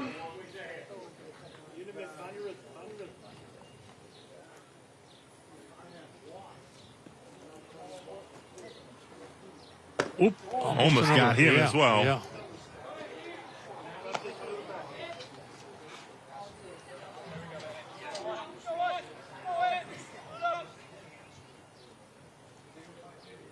Three-one offering. It's the ball four, so 2 on base here to open up with 1 out in the third. And Matt Gruber will head on out to talk with his pitcher. Box 9 called to the mound. Wheeling Park coaching staff, Steve Myers, we mentioned, head coach Chad Stout, assistant, used to be the head coach at Park. Matt Gruber and Mike Cook also serving as the head swim coach. Really? Patriots. That's a different combination. Does a fine job there with the Patriots as well. Gruber has a couple words with the guys and heads on back. I've had players that were underwater, but I've never seen the combination. Right. This just infuriates Coach Myers. You got a nice 6-run lead, you hit a guy and walk a guy. You're gonna, as soon as I said shut down innings. Very, very important. Please throw the ball over the plate. So Henry Anderson will step up. 333 on the season, 22 runs batted in, takes the ball to 2 on, 1 out.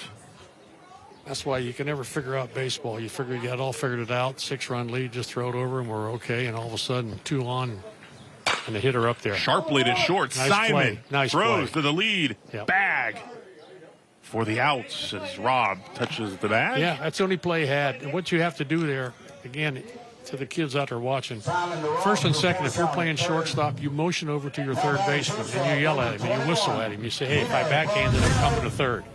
Because if you don't, that third baseman may try to get that ball. Here's a look again. Nice play. Yeah, nice play. Third. He was going to third all the way. Third baseman knew he was coming. I say it's a routine play, but have communication in the infield with your infielders. Talk to each other.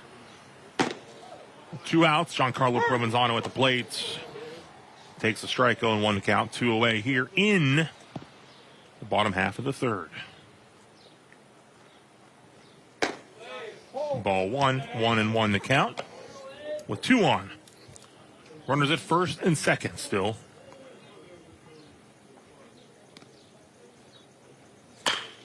Sharply into right field. That's a base hit for Provenzano.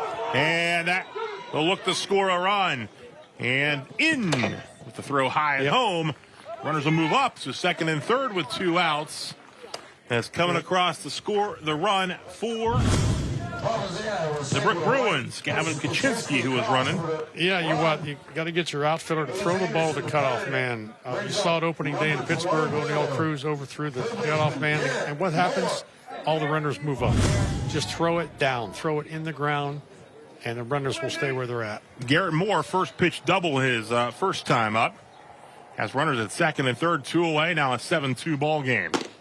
Takes a strike, 0-1. Yeah, they're 1 hit from getting away. Now, again, these are self-inflicted mistakes. Throw the ball to the second baseman. Keep the runners where they were at. And there's a spike. Skips away. Again, not much room when that skips away. You got to have the perfect type of bounce. It'll carry him, go sideways. Yeah, he has spiked quite a few of them. Like I said before, catcher will not have to have blocking practice this week. He's had about a dozen of them back there. Patriots' next game home on Monday against Fairmont Senior. 1-1 pitch, 2 out. Swung on a miss, strike 2. So Whitmire looking to work out of this little bit of trouble. Leading 7-2, 1 run in. 1-2 the count. Runners at second and third. Grounded slowly towards third. Rob steps up, throws across. In time for the final out. And we will head to the fourth. Brooke gets one back, but Park still leads it 7-2. Steubenville will be electing a new mayor this year. With only 2 Republicans running, the upcoming primary may decide who that will be. Both candidates want to improve the city and community. We need to look at how we can keep our citizens in town and keep them happy. The cost of utilities. News 9's Skylar Sabansky sits down one-on-one to discover who they are and their vision for the future. They're concerned about our infrastructure. They're concerned about our children. I want to make this the best possible place for people to live. All new Monday at 5. The future of television has arrived. Next Gen TV is here. Immerse yourself in stunning video. Feel the power of movie theater quality sound and consistent volume across channels. Get the most out of live coverage with enhanced internet content. Next Gen TV, designed to be upgradable with the advancements of tomorrow. The future of television has arrived.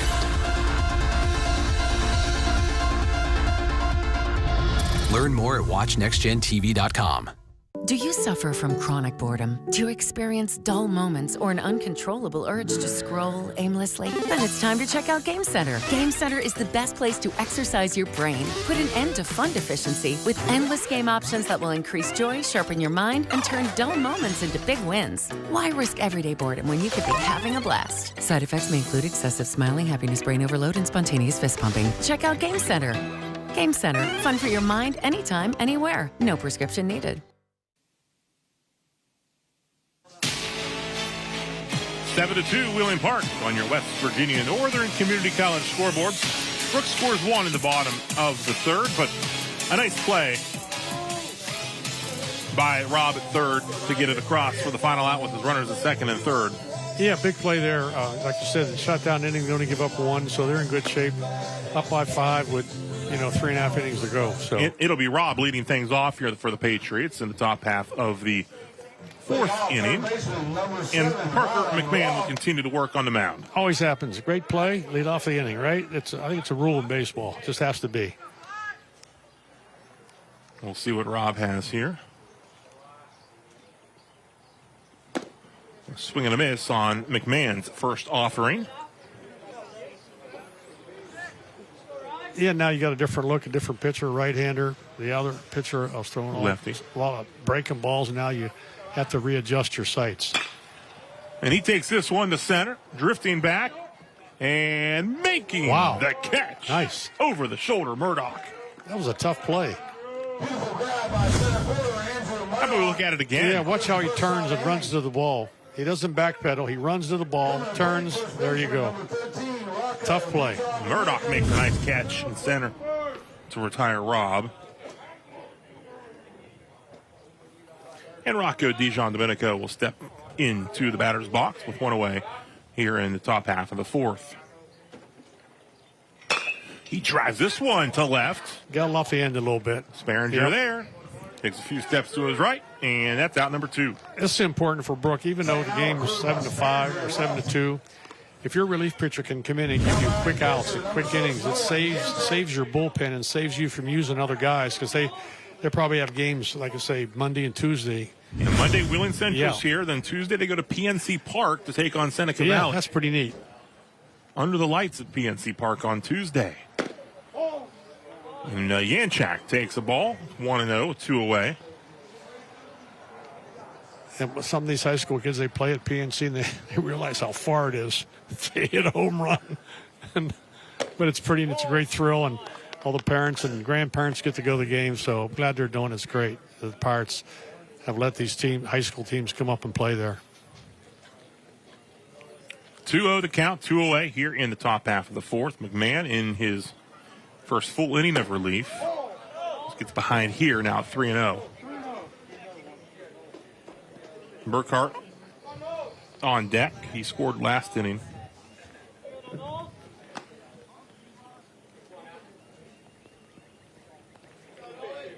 So you're probably taking a strike here, up 5.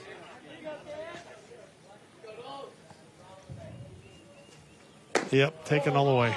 Ball 4. Yanchak will walk, his second walk drawn of this game. So he's on base for his second time. Burkhardt will come up here 2 away in this 4th inning. Yanchak draws the walk, brings out left fielder number 15, Colton Burkhardt.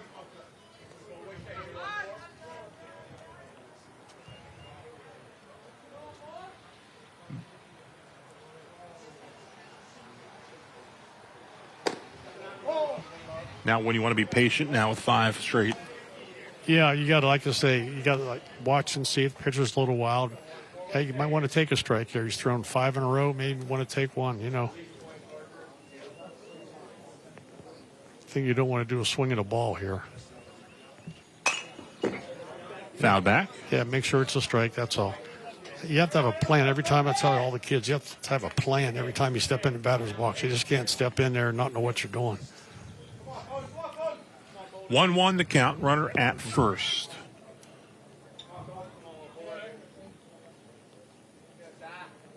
Park leading 7-2. 2 in the first, 1 in the second, 4 in the third. 2-1 the count. It's like football. Every play has a purpose, the way it's supposed to be run. In baseball, every pitch has a purpose.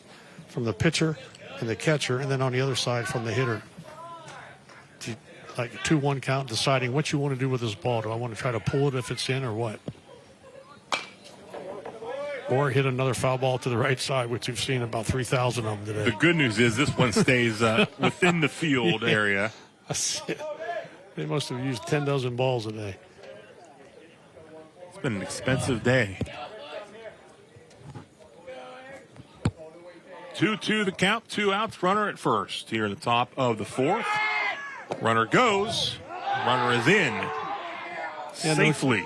Slow to home, and the ball was in the dirt, so. Yanchak's in. Yep. Second base, stolen base.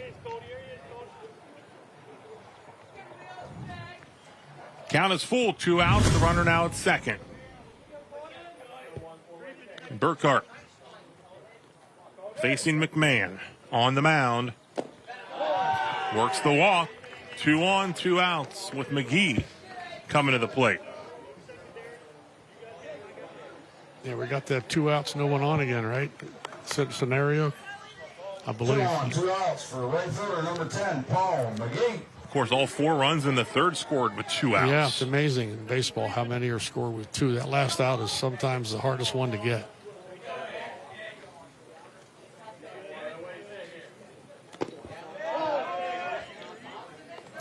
Getting just the light rain falling pretty much throughout, but we've been able to play. Yeah. They fixed up the drainage here, put in the new turf, and a year ago this game was not being played. It's like I say, unless it's a downpour, they'll probably keep on playing. You have to get 5 in.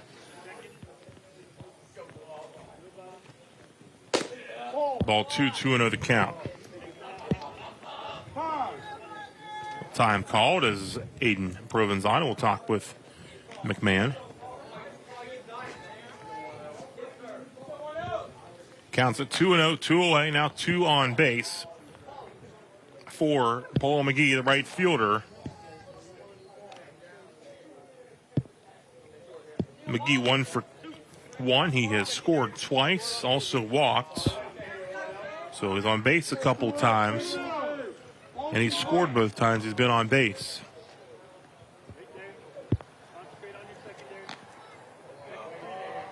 And a couple quick outs in the inning. But now falling behind 3-0 and 1 pitch away from the bases being loaded. Yeah, Coach Maher getting the take sign, 3-0. No need for a sign here. Fastball right down the middle. Takes ball 4. The base is loaded here with 2 outs. And Miles Gorby coming to bat. Gorby walked his last time up. He ended up scoring part of that 2-out rally. Gorby the 9-hitter, so it's back to the top after Gorby with Whitmire on deck and Updegraff in the hole.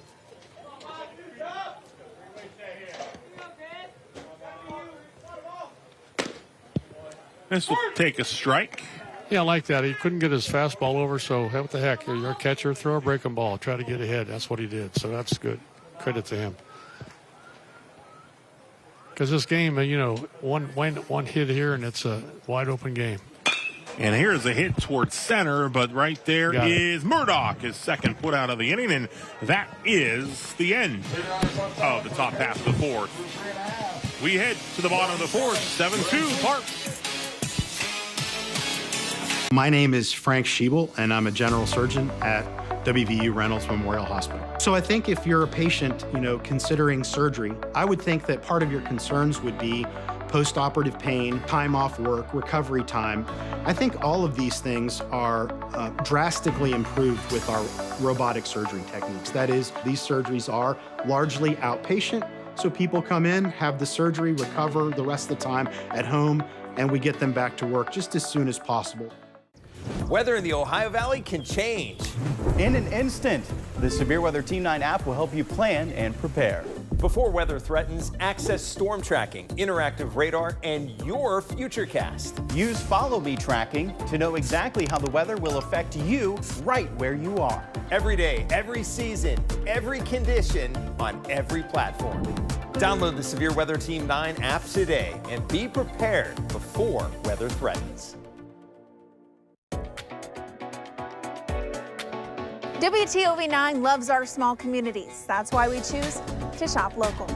Shop Local is sponsored by Smitty's Floors, Sportsman's Trading Post, M&M Hardware, and Knight's Farm Supply. I'm Cheryl Atkinson in Oregon. How is the experiment to legalize recreational pot really working out? And as a businessman, I said, I'll take the loss. I'm done. On the next full measure. Sunday morning at 10 a.m. on Fox 9. 7-2, Wheeling Park in front on your West Virginia Northern Community College scoreboard. Colton Whitmire back out for his fourth inning of work for the Patriots on the mound. Has a 5-run lead as the Bruins will have Sperringer and McMahon coming up here to start things off here in this bottom half of the fourth inning. Leading off for the Bruins, left fielder number 2, Ty Sperringer. Sperringer laid on a beautiful bunt his first time up, which advanced the runner. The Bruins had a runners on the corner situation with nobody out, but were able to work. Patriots were able to work out of that jam, strike him out, throw him out. Here's first pitch swinging sharply to Rob at third. Rob throw across in time. 4 out, number 1. Yeah, that was a big point in the game, Rob. Like you said, first and third, no one out, and get nothing out of that. And then from that point on, it's been all Park. To the plate pitcher, number 5, Parker McMahon now the pitcher. Steps up to the plate.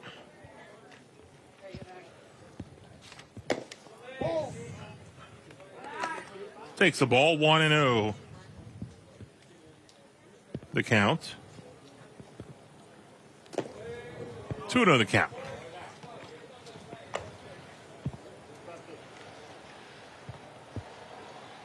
7-2 your score. 1 away here in the bottom half of the fourth. Takes another ball, 3-0 the count. McMahon, the 8-hitter in the lineup. So Blaine Beatty on deck, who has not hit yet. It's trying to get brighter here. It is. It's still raining a little bit. Just not too bad. And a 4-pitch walk to start things out here in the bottom of the fourth, as McMahon gets on base with 1 away. Pitcher McMahon draws a walk.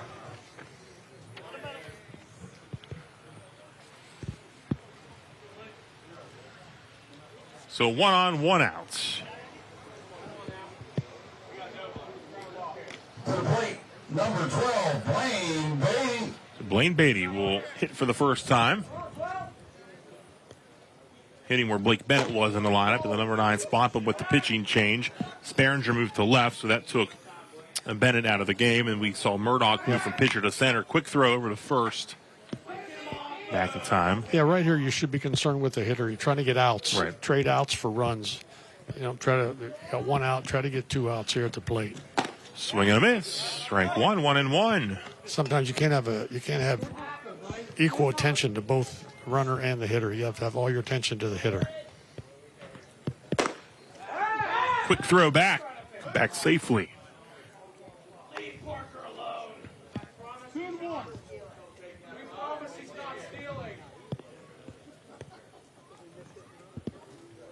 McMahon at first after the 4-pitch walk.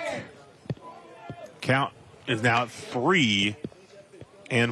Yeah, right here you just want to throw fastballs. Throw fastballs right down the middle. See, I don't like the idea of throwing over to first here. 5-run lead. Get the hitter out.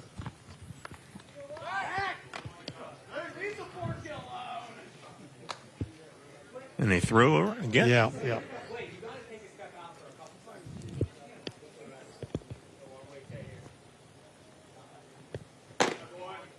In there for a strike. 3-2. The count's full. Top of the order, and Andrew Murdoch on deck for the Bruins. With Parker leading here 7-2.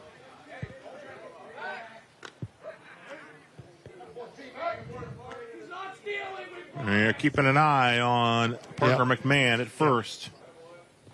Count full with 3-2.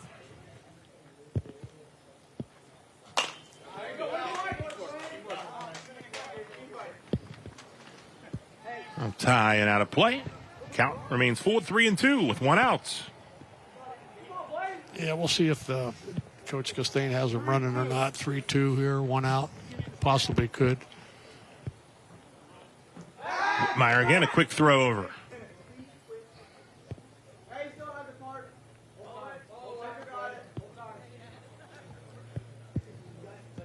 Seven to 2 with Beatty up for the first time.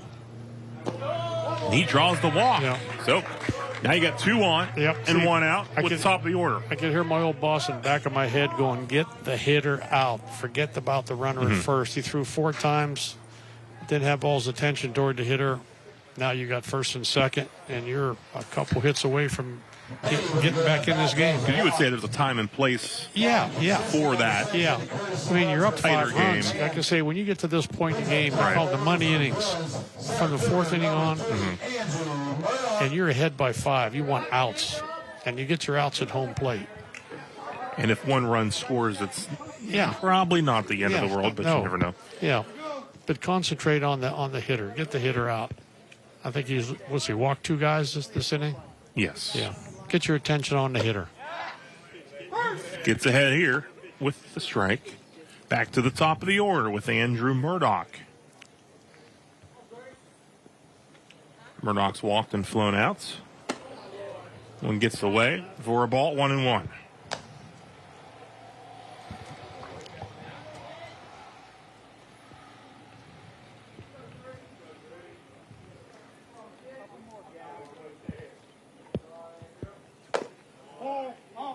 Takes it off the plate, 2-1 the count.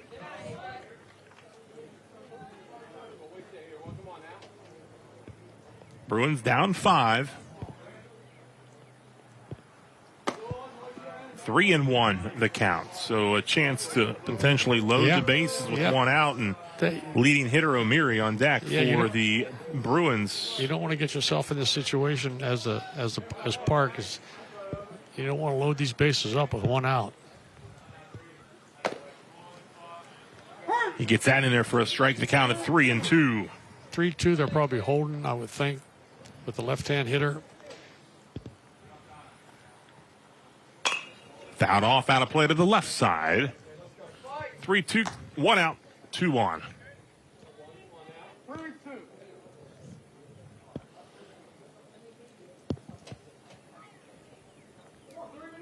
Bruins looking to close the gap a bit. 7-2. Their WVU Medicine score bar. Yep. It skips away inside. Ball 4, and the bases are loaded here with 1 out. So 3 walks. 3 walks, yep. That's a killer. Coach Meyer's going to go to the mound. Don't know if he's going to make a change or not. But I still take it back to the with the runner on first, your attention is toward the runner, not to the hitter, and end up now you walk 3 guys and you're in a pickle. If they get a double here, they're right back in the game. So Steve Meyer's a little talk things over and make the change. Yeah. They'll bring in, looks like Miles Gorby from second base. Yeah. This is where in high school stuff, like I say, you've been playing second the whole game. You haven't really warmed up and thrown hard. You're going to come in and throw 8 pitches and then be supposed to be ready to pitch, and that's tough. And it's a different arm angle, everything. And happens a lot in high school. You don't have, you don't have a 25-man roster. So you have to give these kids credit in how they do this. So Gorby set to make his 6th appearance on the mound. He's made a couple of starts. Started against Steubenville. Big Red picked up the win in a 2-1 game. Both games were 2-1 against Steubenville. Victories for the Patriots. But Gorby picked up the win in the game at Steubenville. And he takes over in relief here in a tough spot with 1 out and the base is loaded. Yeah, his job here is not to really shut him out. If that happens, that's wonderful. But just limit the damage. That's all. If they can get out of here with 2 at the most, then he's done his job. Because putting him in a situation here, it's tough. 1 out, the bases are loaded. Probably going to, if they hit the ball, they're going to score at least 1. But you just want to keep them from putting up a crooked number, like 3 or 4. That's all. Gorby went 6 shutout innings in that 2-1 win against Steubenville. And speaking of Steubenville, our next WVU Medicine High School Grand Slam, a game just added. Big Red at Edison on Wednesday, May 14th. So if you wouldn't mind joining us for that Love to. And then already on the schedule the next night at the Crimson Complex. I love to watch these. Big Red and Catholic Central. I love to watch the kids around here. Baseball, we got kids going to college. We got softball, girls going to college. We got McKenna Scott at Creek. We got Cena Smith, of course, at Big Red going to OU. We got kids from everywhere. It's just wonderful to see these kids move on. So the Crusaders and Big Red will be Thursday, May 15th, the day after the Edison game. That was on the schedule. That's live on Fox 9. It's been a tough spring for the Crusaders to get games in. They've only played 8 games so far, 2 and 6. Another one was rained out yesterday. And so you're talking 1st of May, and they've only got to play 8 games. Yeah. Well, I think their home field's Vaquero. It is, sharing it with Franciscan. And it's not turf, so. Right. So it's just been unlucky with the weather. I know Coach Carver over there, too. He would like to get some turf, too. This one fouled off. Amiri at the plate. Hopefully the Crusaders can get in a little bit of a rhythm here in May. Yeah. Get some games in. Get some games in before the Donnie tournament. Young. Yeah. The bases are loaded. Gorby takes over on the mound. 1 away here in the bottom of the 4th. 7-2 ball game. 1 swing could change things. Ooh. That's just foul. Isn't that something? That's baseball. 1 foot, and they score 3 runs there. Or at least 2. At least 2, yeah. On this turf, the ball gets down that corner. Again, like see if he can just limit the damage, that's all. So Gorby gets ahead here. Count 0-2. Gorby, 11 strikeouts against 4 walks.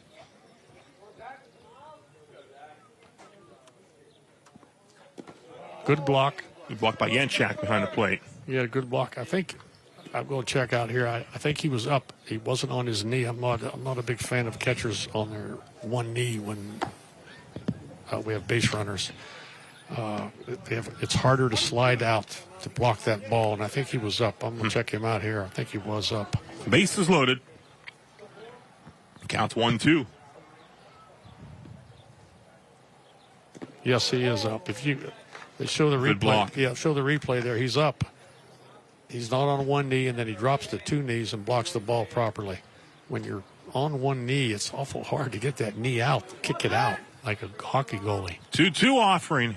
And that's what I tell all the young catchers. You don't see a hockey goalie on one knee, and why would you be on one knee? Up the graph, the DH, he is a hockey goalie, as we mentioned earlier. That's right, for Park. Yeah. So he would know all about that. 3-2 pitch. Grounded to short, a chance for 2. Simon starts it, bare hand throw. Off the mark, so a run's going to score.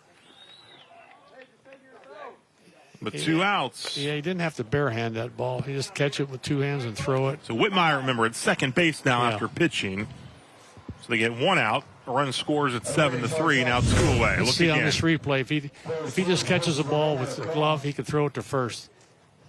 Now batting catcher number 14, Aiden Provenza. Also, remember, it's wet out there, It's too. wet. It's The not ball, an easy grip. Right.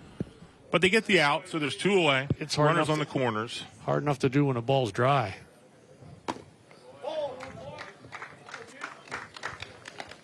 Like I say, a base hit here, and they creep back into that 3-run deficit if they can. Stay alive.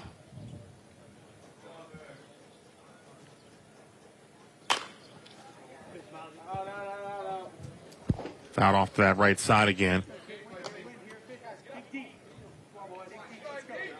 7-3.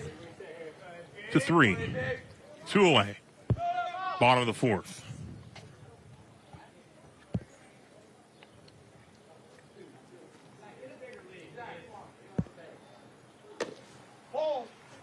Count now 2-1 at the pitch outside. This situation here, 2 outs, 2 runners on, 2-1. Try to juice this ball if you can. Oh, on a corner. Gets it in there. 2-2 the count with 2 outs.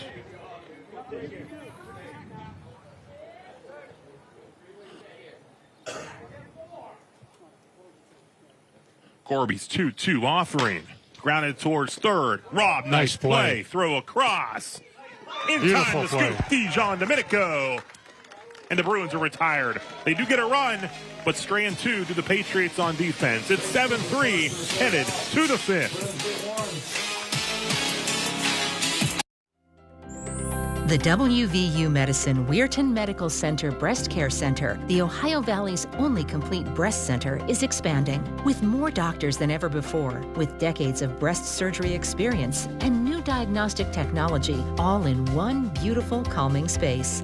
Compassion, excellence, experience, and technology come together every single day here. The WVU Medicine Weirton Medical Center Breast Care Center. Skyview 9 with twice the power to help discover breaking news. Experience more and know more. 2 drones, 1 great news team, unlimited reach. News 9 and Skyview 9 take you everywhere. Sponsored by WVU Medicine Weirton Medical Center. Enjoy a new view of News 9 everywhere you go. Reward your curiosity. News 9 is everywhere you are, on every device. Experience more, know more with News 9 and the content you crave. On demand. This is the future of golf. It all starts here. Live Golf on Fox. This is going to be hot. It'll be a party. Long live golf. Let's go! Sunday on Fox. Let's go! The San Antonio Brahmas. What a grab! Battle the Birmingham Stallions. Touchdown Birmingham! The United Football League. Sunday at 4 Eastern on Fox.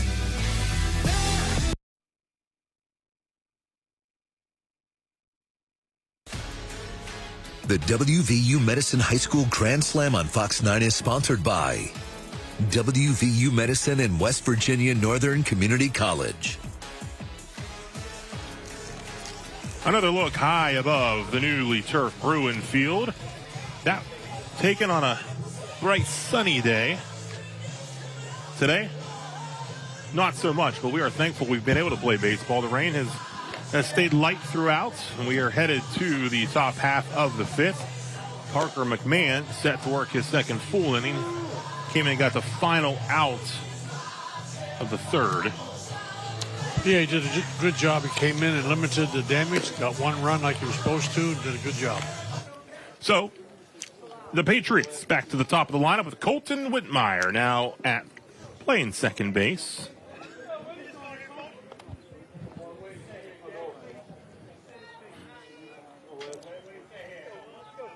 Whitmire. Leading off, second baseman, number 1, Colton Whitmire.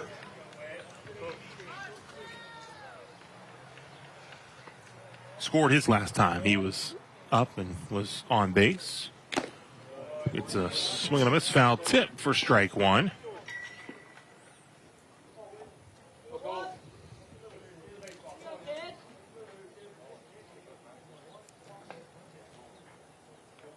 The 0-1 offering for McMahon is high. Ball 1-1 to count.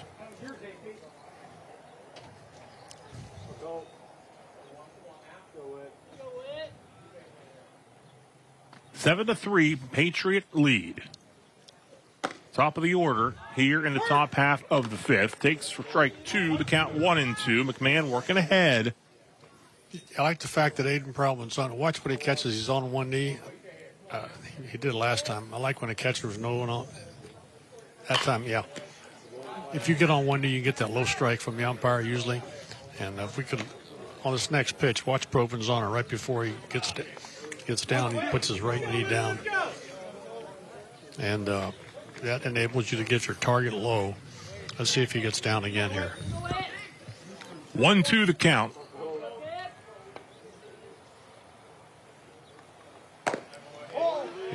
It's a ball, 2-2. He went down with his left knee a little bit late. We used to watch. Sometimes the catcher goes on one knee, it's a fastball. If he doesn't, it's a changeup. You can usually just watch him. Holds off. It's 3-2. Yeah, 3-2 here. No tricks. Try to throw it right down the middle. Let your infielders or outfielders make a play for you.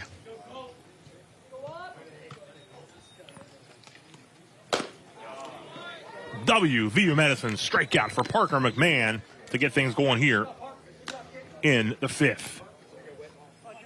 A lot of catchers, they don't like to get down until late because some of these hitters, they cheat. They peek back and see where the target is, and then that's where the pitch is going to be. So Provenzano here, he's going down way late. If you watch him, he gives a sign, and then he goes down late on one knee, and there it is. Mm-hmm. Beautiful.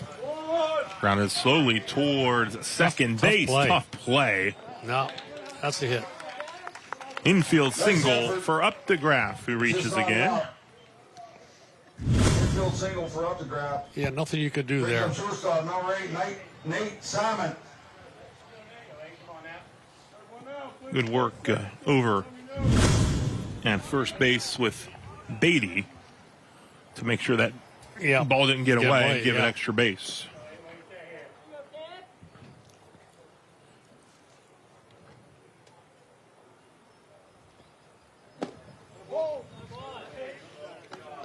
Now, with a runner on first, I'm not a big fan of catchers getting on one knee because, boy, if that ball gets in the dirt, it's hard to kick out with your right foot and block the ball.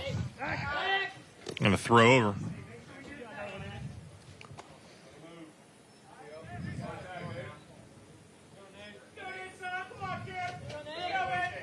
One under the count, one away here with a runner on in the top half of the fifth for the Patriots, leading by 4 now. It's 7-3. Takes the ball, 2-0 the count.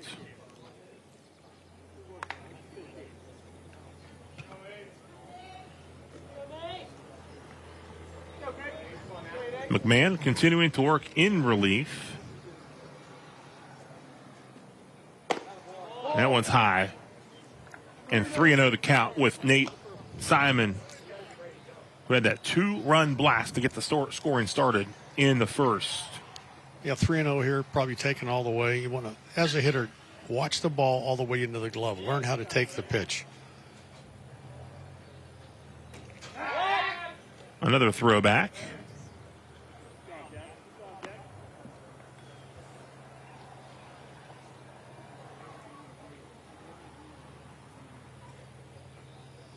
Bruins this week, 2-1 on the week.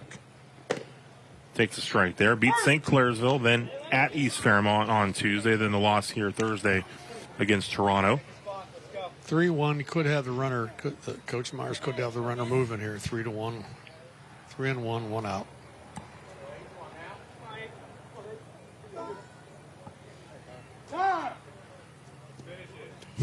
Time called.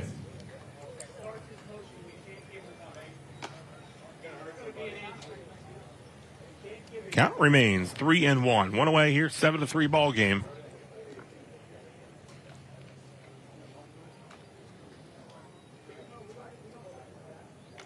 Bruins might have someone headed to the bullpen there to work a little bit.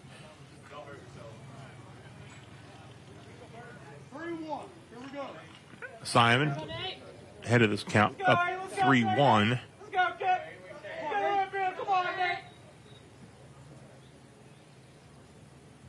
With the runner on base, and he rips this one foul. sharply out to play to the left side. And that's going to be soaked in the grass on that left side. I don't think they'll use that one again. Count full now, 3-2, 1 out. Up the graph at first. Another foul, just foul down the third base, left field line.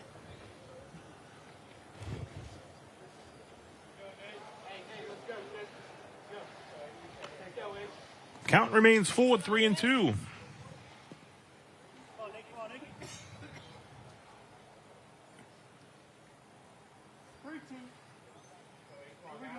McMahon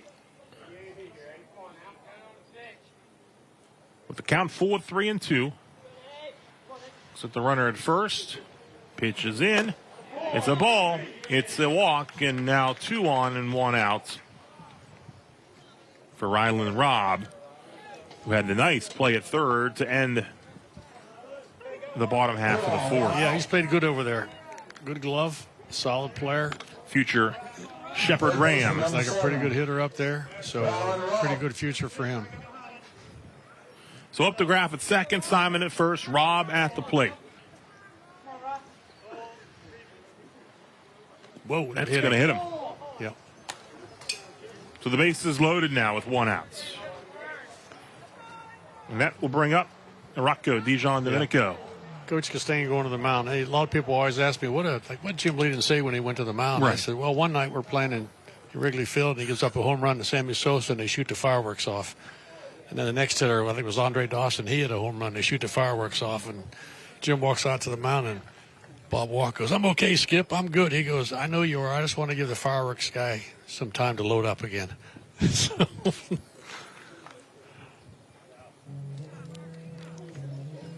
So a pitching change once again. Like Kaczynski will come into the ball game here to pitch for the Bruins. Gavin Kaczynski Jr. Only 3 seniors on this Brooke roster. Yeah, they got a young team. They're going to be okay playing some freshmen and sophomores. And Coach Castaigne over done a good job getting this program back. And I think 15 wins and counting. So done a good job. He got the new field. So, good place to come and play ball. So Kaczynski will take his warm-up pitches. Here will be the third Bruin pitcher following Murdoch and McMahon, who leaves here with the bases loaded and 1 out. Kaczynski taking those warm-up pitches there with head coach Doug Costain, his second season as head coach. Kaczynski on the mound here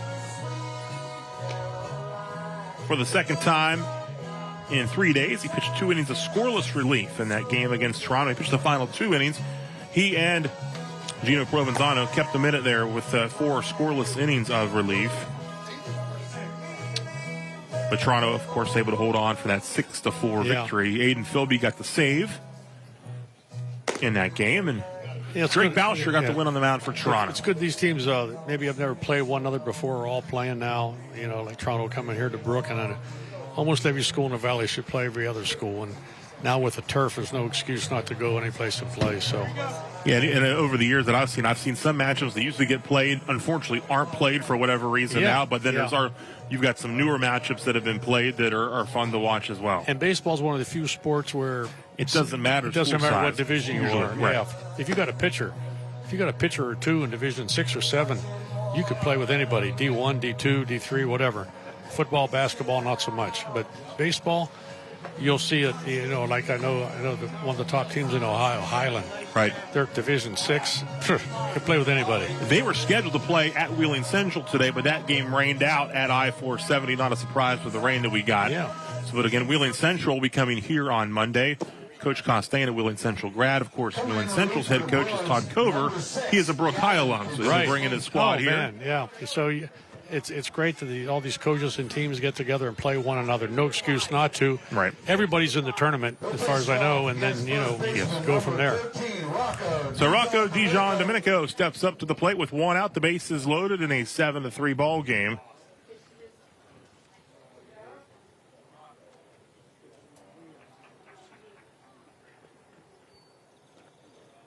First pitch in there for a strike. Nice slow breaking pitch. A lot of these Brooke pitchers they're not afraid to throw that breaking ball first pitch, as they've shown throughout the game.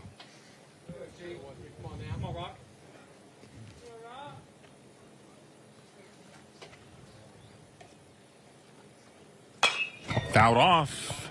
Out of play. You've said that a lot today. I have. I feel like I just hit a button and just repeat that. Fouled off. Out of play. Right side. I want to save my voice. Yeah.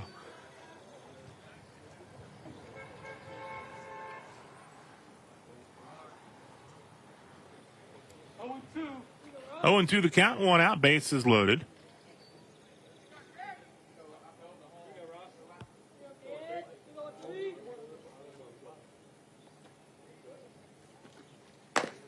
Outside for a ball. 1 and 2 the count.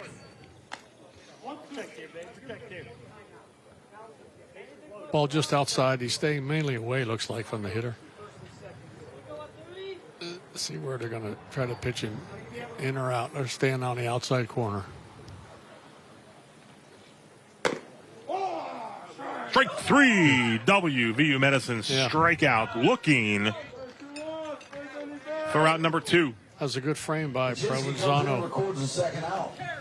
Thought that ball went right with it. Watch his glove. Watch his glove how he frames this. Takes it, pulls it in a little bit. Strike 3. It's becoming an art now.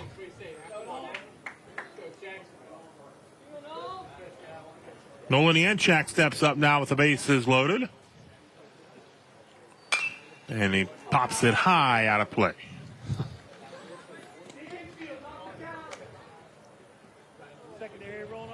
So 2 outs, the bases loaded. Brooke's still in this game with 3 at bats to go. This is an important part of the game. They can shut him down here. They still have a shot.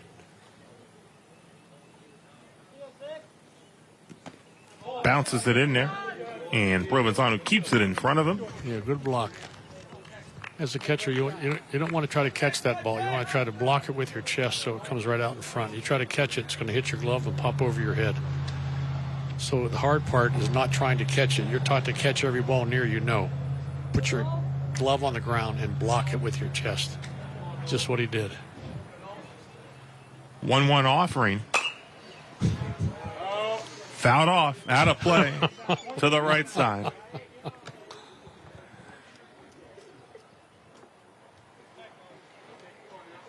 One and 2 now the count with 2 outs. Bases loaded. Bruins 1 pitch from getting out of the bases loaded jam with 1 out. Now with 2 away.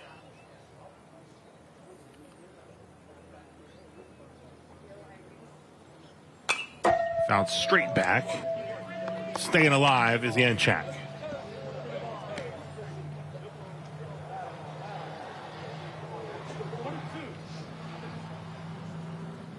One and 2, 2 away, bases loaded.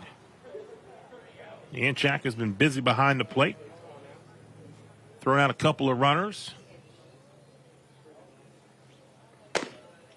Just high. Takes for ball 2, 2 and 2. Just up a little bit. Almost right in that zone where you like to hit. Just a little bit above it. So 2, 2 and 2. 4-run lead for the Patriots. Looking to add on. Brooke looking to get out of the bases loaded trouble. Sharply foul right side. Yanchak will stay alive here. 2 and 2, 2 outs.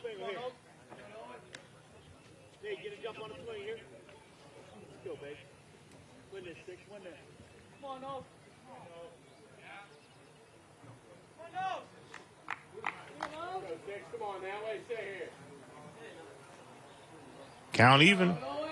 2 away. High and tight. Did he go? He did. That's a WVU Medicine strikeout for Kaczynski to strand the bases loaded. We'll go to the bottom of the 5th. 7-3, Park in front of the Bruins. My name is Kaylee Blake, and I am a registered nurse here at WVU Medicine. What I really love about WVU Medicine is just the teamwork that we have here. I feel like all together on each floor. We have a great team, and we can go to each other with any questions that we always have. I really think the support here is really strong, from our nurse managers up to our nurse supervisor, to the faculty, the nurses, the PAs, the doctors, and the aides. We all just work together as a big team. A mental break may have led to his disappearance. Monday, the missing persons team joins a desperate search. He was the person I looked up to. The lowest point in my life. To bring a loved one home. There is absolutely still hope that he's out there, that he's alive. Monday at 8 on Fox 9. Fox Monday, America's Most Wanted needs your help with a fishing trip brutal killing. You can make a difference. Monday at 9 on Fox 9. When your outdoor plans have to move indoors. News 9 said it would. Getting outside to enjoy the beauty of the Ohio Valley. News 9 said it would. Making sure you keep your sunglasses and umbrella close by. News 9 said it would. The Severe Weather Team 9 experts are everywhere, helping you plan and prepare for what's waiting outside your door. No matter the conditions, you too will be saying News 9 said it would. Scan the QR code on your screen and enter to win a News 9 said it would hat. And watch News 9 live at 5 weeknights to see if you won. Gavin Kaczynski, that's with a K. 2 strikeouts to get out of the bases loaded jam as he enters in relief. They got him on the old, check swing. And Henry Anderson will step up to the plate here for the Bruins. It keeps it a 4-run game at 7-3, bottom half of the 5th. Thanks for joining us live, wherever you may be watching. Fox 9, our YouTube channel, our app, our website, Facebook page. If you're online, you're where you need to be if we're here past 2:30. If you're watching on Fox 9 at 2:30, we'll have to switch over to the Fox Network programming, but we'll remain streaming this game on our YouTube channel, Facebook page, app, and website. So still about 20 minutes or so before we have to make that switch, but it's been a lengthy game so far. Started at noon. Fouled off out of play. Blame it on the foul balls. There have been many. That's 6,000 foul balls. To the right side. You might have heard this before. 0-2 the count as Gorby continues to work in relief for the Patriots. That one rung the bell. Right on the Didn't button. even need the sound effects. It did it on with the pole there. 0-2 count, Gorby facing Henry Anderson, a future Shepherd Ram. Taken for a ball. Count at 1-2.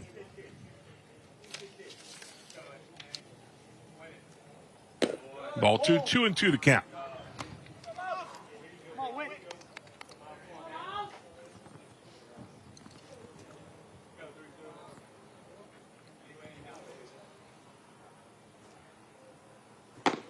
Gorby, WVU Medicine, strikeout swinging for out number 1. Yeah, hung the breaking pitch. It just got under it, looks like a little bit.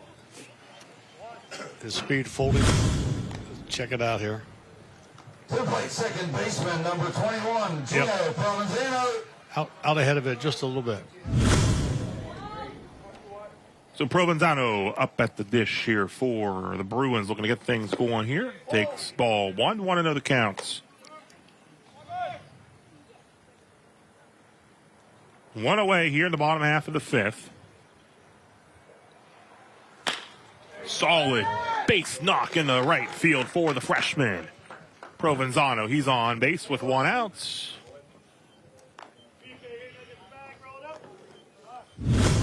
One more look at it. Gets his 32nd hit of the season. Gets the Bruins rolling. Brings up number 24, third baseman. Bam. That'll bring up Garrett Moore, third baseman.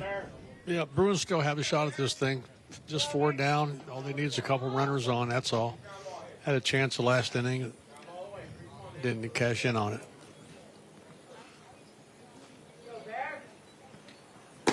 Ooh. Gorby gets him the wave at that for strike 1. Yeah, that ball fooled him. It looked like a strike for about 50 feet, and then wham, it went to the right the last 10 feet. That one skips away. Provenzano's headed towards second base, and he is in there. On base for the second time. 2 for 3. Yeah, good job by the base runner. He watched the ball in the dirt, took off. You got to make sure down 4 you can make it, but no, almost standing up. You can't have a play being made on you. Brooke trying to chip away here. Get this run home here. It gets interesting. Skips away and headed to third. Provenzano. 1 away, and the count's now 3-1.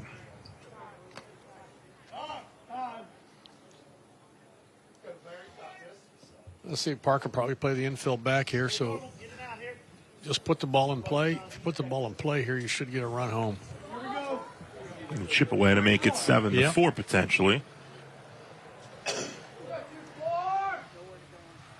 3-1 pitch to Moore. It's ball 4. The runner's on the corners now with 1 away. Ty Sperringer will come to the plate.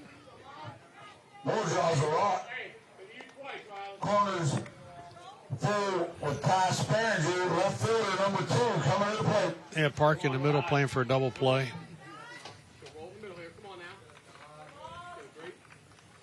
Oh boy, that'll get a run home. First pitch swinging. Nice catch. That will get a run home. Sacrifice fly scores Provenzano.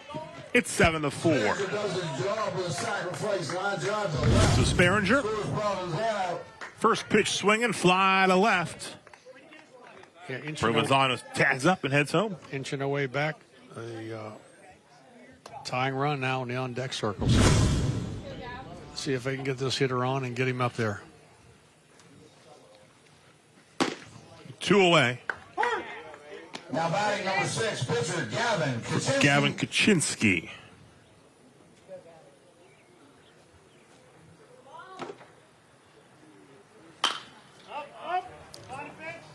Near the fence, towards out of play, and a sliding catch grab by Whitmire. Outstanding to end the 5th. We'll head to the 6th. Wheeling Park still in front, 7-4. At WVU Medicine Weirton Medical Center, our ER doors are always open. Emergency care at WVU Medicine Weirton Medical Center means now care. It means every hour care, no exceptions. We are the only trauma-designated hospital in the Weirton-Steubenville area. We are always ready. You can always count on WVU Medicine Weirton Medical Center. Tuesday, the cleaning lady is all new and better than ever. I'm not going to let anyone control me again. Tuesday at 8 on Fox 9. This gentleman has a missing person to report. We're here about your son's girlfriend. My son is a serial killer. Dad says it's the son says it's the father. Is it you or is it him? I have no idea where she is. What's in the box? What is the truth? I'm gonna kill you! Tuesday at 9 on Fox 9. I have an idea. Should I tell you? I'm the one to tell. I'm the host. Melissa Peterman is the person. Is it Stonehenge? What the what? Right here is the place. We would have accepted me. I'm also a prehistoric monument. This funny new game show is the thing. It is made with bourbon, sugar, and a certain herb. Mint julep. Yes! Person, place, or thing. I don't even drink! Person, place, or thing. Monday at 7 on Fox 9. How about this catch? Foul ground, ranging from second base. Whitmire. Sliding grab to end the bottom half of the 5th. 7-4 your score. Bruins get one in on the Sperringer sacrifice fly.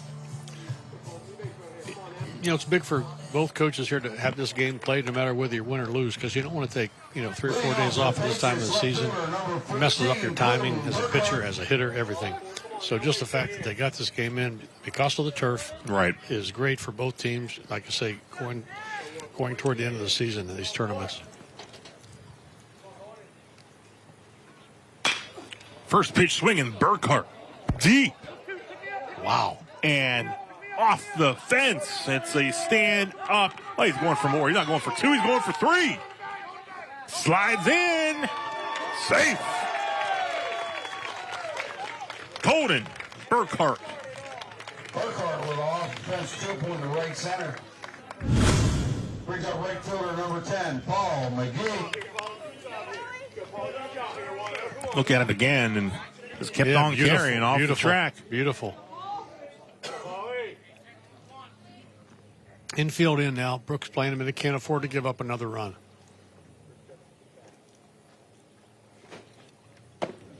Paul McGee at the plate. First pitch, a strike with the runner at third. No one out on the triple by Colden Burkhart.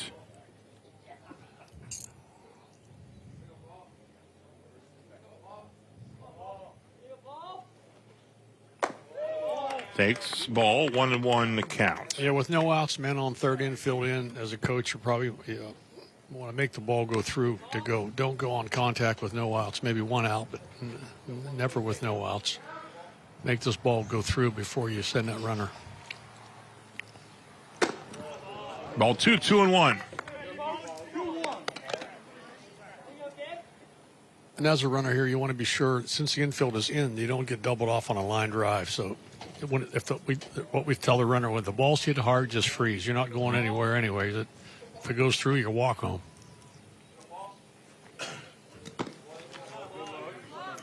In the turf, ball 3-1 the count, no one out, and you have Burkhart at third base. 3-1 here, just let her rip. Get a pitch you like. Get this ball to the outfield.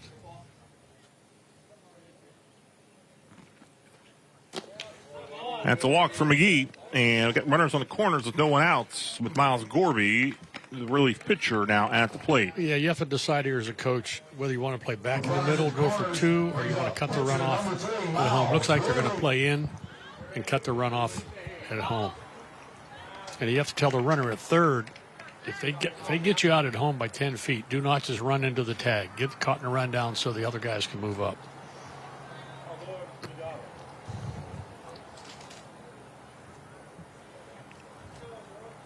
Looking to lay down a bunt. Oh, boy. Gachinsky comes at the third. Got him. Gets the runner. Wow. How about that? There you go. Well, there's a situation he had to squeeze. He missed the bunt. And they actually were throwing through. They threw the ball to the pitcher who didn't know it was coming. Look at it. Watch this. The pitcher didn't know it was coming. He ducked, put his glove up, caught it, and threw to third. Wow. Got the out. Figure that one out. Well done by the Bruins. Garrett Moore applied that tag. So now you got runners at first. Actually, at second base, one out. 0-2 count. All comes down to execution. The hitter missed the squeeze and it messed up, and then you lose a runner. So the call was right. It just didn't execute it right. If he gets the ball down and I'll squeeze, you get a run. Now you end up with one out and a man on second.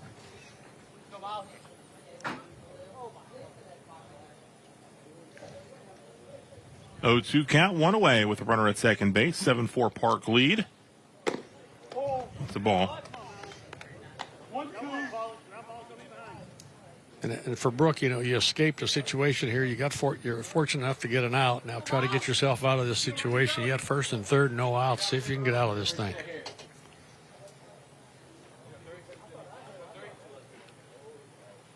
Kaczynski's 1-2 offering. Outside count even at 2-2.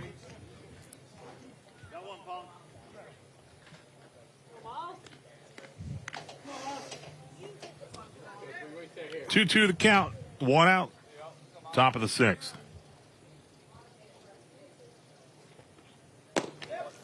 Now the count at 3-2. Again, here you have to decide whether you want to pitch to this guy or you have an open base and you can throw him some slop outside. Or it's up to the manager what he decides to do here.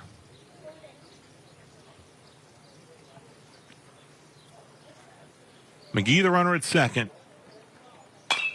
Foul back.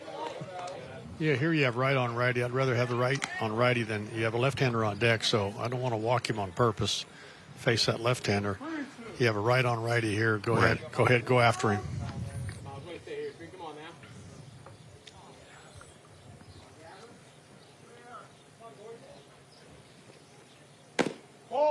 Ball 4, Gorby takes the walk, so 2 on and 1 out. Back to the top of the order. Gorby draws a walk and rolls the lineup to the plate. Second baseman, number 1, Whitmire made a great play, and foul ground is up. Brooke playing back in the middle, of course, for double play. Try to get a hard ground ball right at the infielders is what you want here.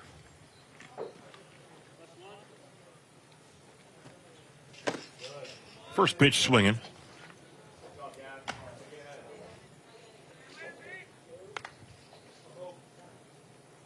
Seven to 4 your score here in the top half of the 6th. 2 on, 1 out.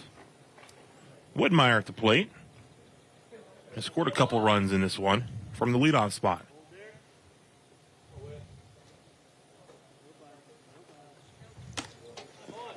Skips away, and McGee's going to head towards third.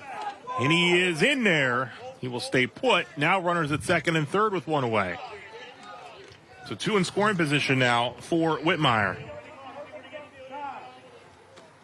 Now we have to probably play in again. Can't give up any more runs. Left-hand hitter, 1-1 count. Yeah, you probably want to go after him.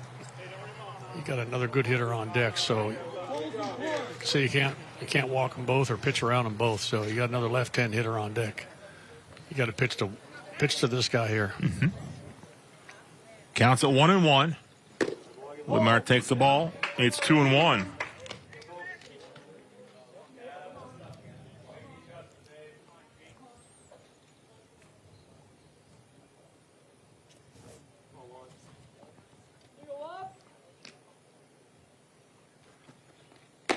Takes high, 3-1 to count. As a runner on second here, you have to know what the runner on third is going to do. Is he going on contact or is he staying? Because if you don't know, the ball's hit, you don't know what to do. So there has to be a sign between the coach and the man on second to what the guy on third is going to do. Parker looking for their first runs since the third. This one skied foul to the left side, out of play.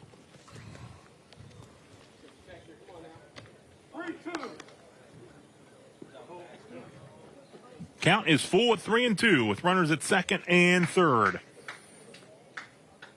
Gorby's at second. McGee's at third. Whitmire's at the plate. With 1 away in a 7-4 ball game. Patriots lead by 3. And taking ball 4 to load the bases. And Jackson up to Graff. The freshman will step up to the plate. Here's where you have to talk to each other in the infield. The catcher has to go to the pitcher and tell him back to you, you're coming home. Know who's covering at second. And then you have to tell your infielders, your corner guys, if the ball's hit slow to the corners, you're going to throw to home, get the force. If it's hit hard to the corners, you can turn 2. But all this has to be communicated. Maybe that's what Coach Costain is doing now, talking to him now. Because sometimes as an infielder, you're not sure what you should do. With this situation here, if the ball's hit hard, we're going to turn 2. If it's hit soft to the corners, we're coming home. Back to the pitcher, you're throwing home. Got to get all that information into the guys' heads before this pitch is thrown. So up the Graff's going to step up to the plate here. With the bases loaded, 1 away. As the call to the mound comes to a close with head coach Doug Costain headed back to the dugouts. And the hard part here is for the manager, not the corners, the infielders, the middle infielders. See, they're playing in, so they're coming home all the way. Okay, he's made that decision, that's fine. Because you have to tell these infielders where you're going with the ball. They're not going to be able to turn 2 from where they're at. Up to Graff, 2 for 4, an RBI. Looking to add to that total and add to the Patriots' lead, 7-4. Takes the ball. Nowhere to put him here. 1-0 the count with 1 out. Yeah, like I say, the communication should be almost with every pitch. The third baseman, first, they have to tell the catcher, hey, I'm coming home if I get this ball, so you'll know.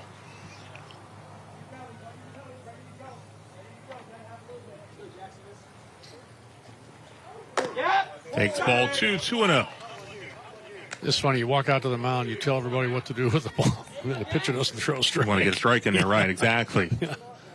That's the first thing you should say when you go to the mound. You got to throw strikes, then this is what we're going to do. This is what we're going to do. Yeah. 2-0 count. Bases loaded for the Patriots. Up the grass. Oh, boy. It skips away, but not a whole lot of room for that to skip to. So probably taken all the way here.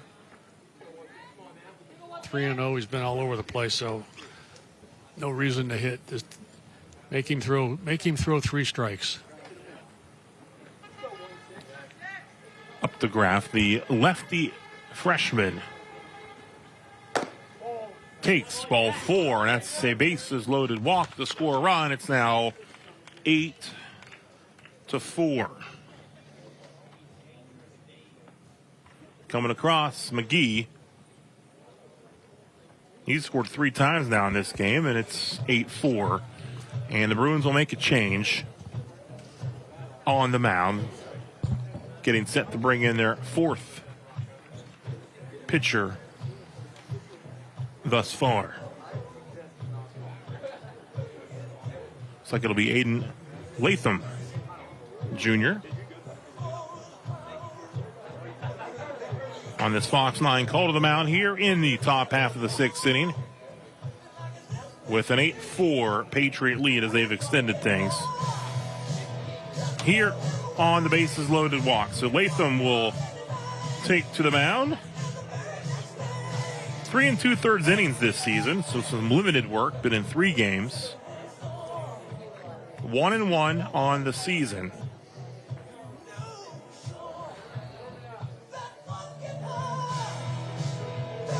So the junior will be the 4th relief pitcher here for the Bruins. Yeah, this is a situation as a hitter. And I tell all the young kids, softball players, you got a chance here as a hitter to really do some damage. This pitcher has been told, get ahead of, you've walked 3 or 4 guys. Now you got a new pitcher. Hey, throw strikes, get ahead. Well, if you're a good hitter, jump on that first strike and do some damage. Don't go up there and take a nice fastball right down the middle. Now, if he throws it over your head, that's a little different. But be aggressive here, jump on it. We're a couple minutes away from making the switch to only streaming online due to Fox Network programming at 2:30. So if you are watching us on Fox 9 and want to continue to watch, be sure to switch over to one of our digital platforms, our YouTube channel, Facebook page, our app, or our website. We'll continue to stream the game there. But on Fox 9 in a couple of minutes, we'll be saying goodbye to head to network programming on Fox. Is this game nearing the 2.5-hour mark? Yeah. We've had numerous walks and foul balls. And lots of foul balls. That will take a toll on your time. Absolutely. We've been able to avoid any real steady rain. I'm not sure how lucky we'll get the rest of the way. Yeah, people still got their umbrellas up down there on the left field side. Right. It's kind of a light, hasn't hurt the game annoying at all. Yeah. mist, rain.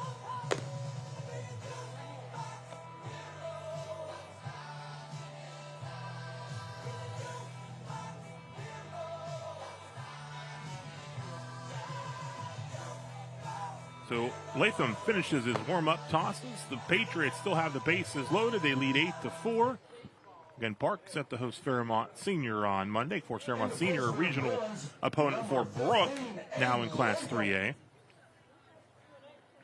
And Brooke, we mentioned, Wheeling Central Monday, and then they head to PNC Park Tuesday to take on Seneca Valley. I kind of like the way they do it over here in West Virginia. At some point, they have the best out of 3, which is a really good indication of how good a team is. We're going to say goodbye on Fox 9. We'll see you on the digital platform.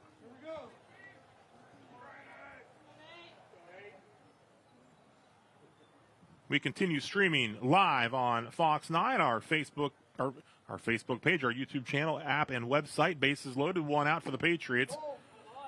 With Nate Simon at the plate, he set the tone for this one with a 2-run home run in the top half of the first. This is a dangerous time. You got the bases loaded, and you got probably their best hitter up there who's already done some damage today. So, he could look for a fastball here and put this game out of reach. Takes the ball. Ball 2, 2-0 the count.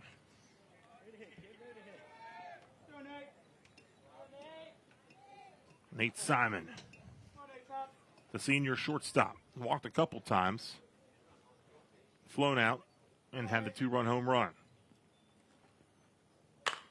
Simon pops this one up. Shallow in. left center. Yeah, it drops in. 1 run will score. Runners had to be careful and make sure it wasn't going to get caught. Yeah. Borby comes across. It's 9-4. Yeah, you go station to station there. You're not sure the infield was in, so that ball dropped right behind them. I mean, you have to play in, but if they were at normal depth, that's an easy catch for a shortstop. But you can't take the chance. So they were playing the right spot. Let's see what they're going to do now with a 5-run. They're going to go back and play double play depth in the middle. Rylan Robb up. Bases still loaded with 1 out. Yeah, as a runner, you have to make sure that was a tough one. You have to make sure that the ball's going to fall in. So, like I say, station to station is the right way to do it. No need to run yourself out of a potential big inning.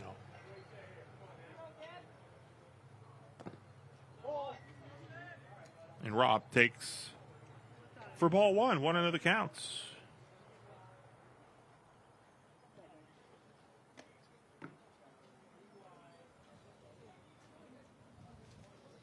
One away here in the top half of the 6th. 2 runs in for the Patriots. They extend the lead to 9-4.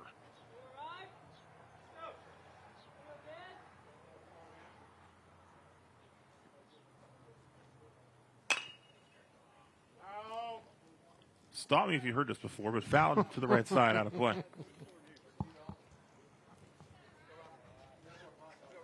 They thought this field was expensive. How about all the balls? The balls are going to be more expensive than the field. Coach Costain got to get into the supply room. Got to find that old check that Barry Bonds ripped up back in the day. That's right. See if he can write another one. Oh, that is driven. Robb, deep left field. Nice catch on the track. It's a sacrifice fly, but well played out and left. Sperringer. Very nice play, Sperringer. Nice play. He didn't back into it. He turned his shoulder. Watch this. He turned his shoulder properly. Right. Found out where the fence was. Yeah, nice play on that new checkered warning track. That's pretty cool out there. Whitmire scores on the sac fly. Robb gave it a ride, but good work there by Sperringer. It's now 10-4.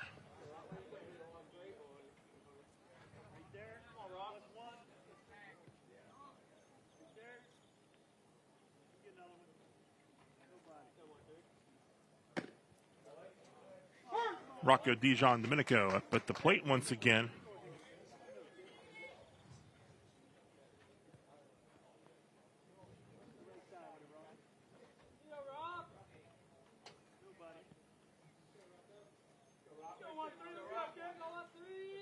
(10-4) the score here. 3 runs in for the Patriots. 2 away now in the 6th.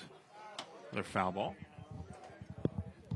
Yeah, Parker's played a pretty clean game. Haven't made too many mistakes. Made all the routine plays. A couple of real nice plays by the third baseman. And their pitchers, for the most part, have thrown strikes. And they've been the recipient of a number of walks. 0-2 delivery. Ooh. Taken for a ball, 1-2 to count.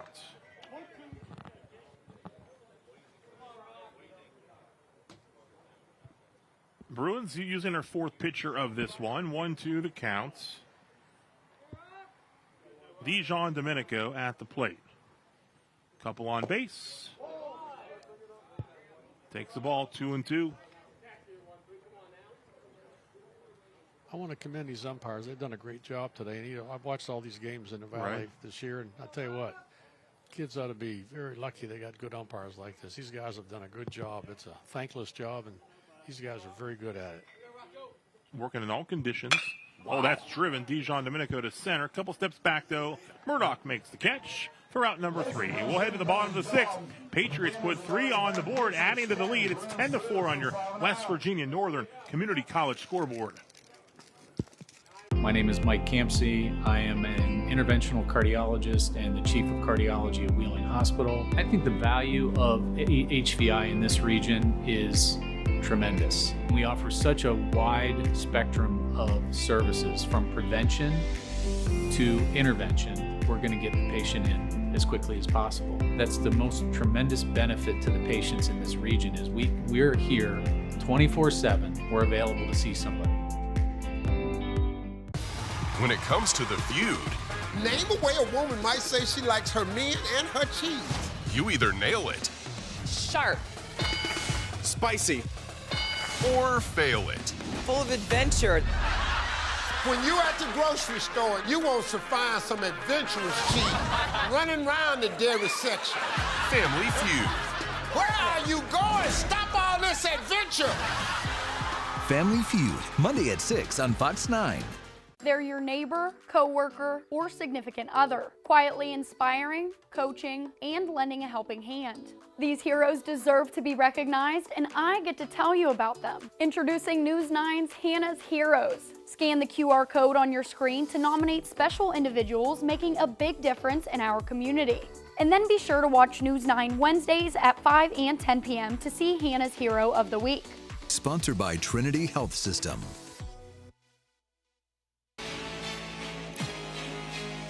10-4 your score, West Virginia Northern Community College scoreboard. We head to the bottom half of the sixth. The range picked up a bit here. Patriots add 3 in the sixth, top half of the inning. And the Bruins looking to answer here, now down 10-4. And the first pitch swinging, a base hit for Blaine Beatty in the left. Yeah, you'd like to see these kids keep playing hard no matter what the score is. You know, you never know. Baseball, no clock. We've seen it before where crazy things happen. So back to the top of the order, Andrew Murdoch.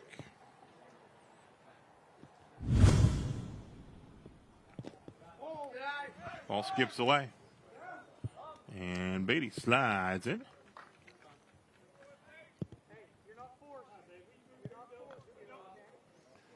I was talking the other day, we have 3 pitchers from the Valley that are in the big league, or, signed pro ball. Of course, Michael Groves from Park, and he's on disabled list, hurt. Nate Carafa also hurt, and then Calvin Biggerstaff from Big Red. So we got to get our guys back healthy. They're all good kids, and they've all had some arm problems. They all throw too hard. They all throw 95 miles an hour, and we're hoping to get them all back this year. So, people. Now, Michael out this year. He won, of course, part of the World Series winning team last year. Murdoch skies this one high to center. Charlton underneath it. Makes the catch. Yeah, Grove gets a World Series ring. Got a chance to visit the White House with the Dodgers recently. Was dealing with that same injury he just had the surgery on before the season late last year. And so he had started on the postseason roster, then was able to finish. But still gets the ring, gets to enjoy the World Series parade, and all the good stuff with it.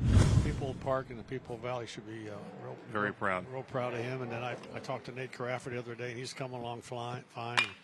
That's ripped. And a nice pick by Whitmire at second over to first. Runner advances to third, but now 2 away here in the bottom half of the sixth. Nice snag by Whitmire, records the second out.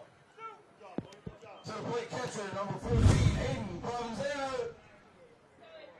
Snags it from O'Meary. Tough play. Like I said, that ball, when it's hit at that velocity, it skids pretty quick on this turf, and he made a nice play. Aiden Provenzano, the catcher at the dish. Takes strike 1, 0-1 the count. With Beatty at third base, 10-4 Park lead in the bottom half of the sixth.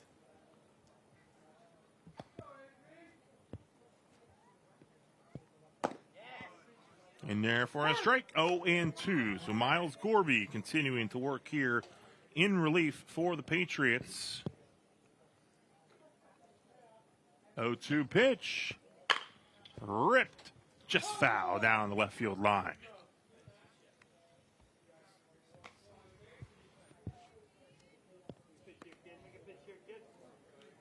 I think there have been more foul balls hit than fair balls hit today. I think you might be right. By about 100, maybe. Gorby, 2 1/3 innings of relief. No earned runs, 1 run allowed, 2 hits, a walk, and a strikeout. He entered in that tough spot. Gorby did in the 4th inning. Here's the 1-2 offering. Outside for a ball to count at 2-1.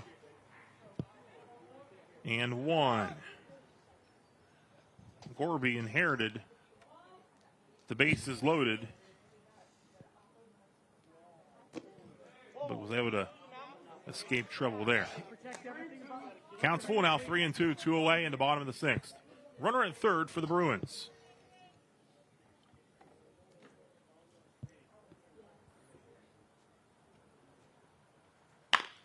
Watch out. Heads up. Not only the coach has to be alert, but the base runner. Third base. And when you're at third base, that's why you're always in that foul ground. Territory, yeah. Because if you get tagged with it, it doesn't matter. Yeah. If it wasn't a foul ball and you get tagged in play, I mean, you're out and you're out. Yeah. In more ways than one. Yeah. 3-2 pitch, 2 outs. Base hits. Aiden Provenzano, the RBI single to score Beatty. It's now 10-5. Brooke staying in there. Provenzano figured out that swing and got a line drive single to left scoring Beatty. 2 outs, brings up number 32. So a 2-out RBI single, and Henry Anderson now at shortstop to come to the plate. 10-5 ball game.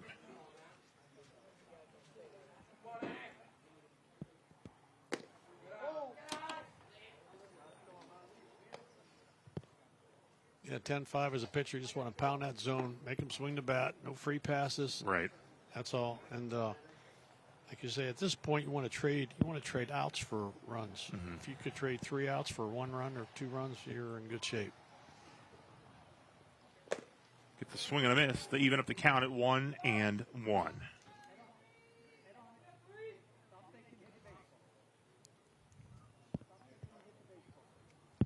10-5 your score after the RBI single by Aiden Provenzano, the catcher. Getting a run back. 2-1 the count, 2 away here in the bottom half of the sixth.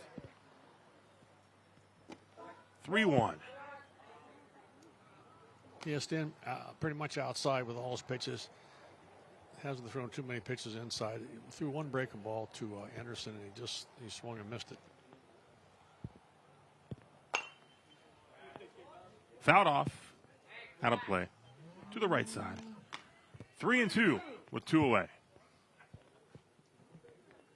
Werner will be running here. As infielders, you have to tell each other, hey, Right. the play's at first, not at second.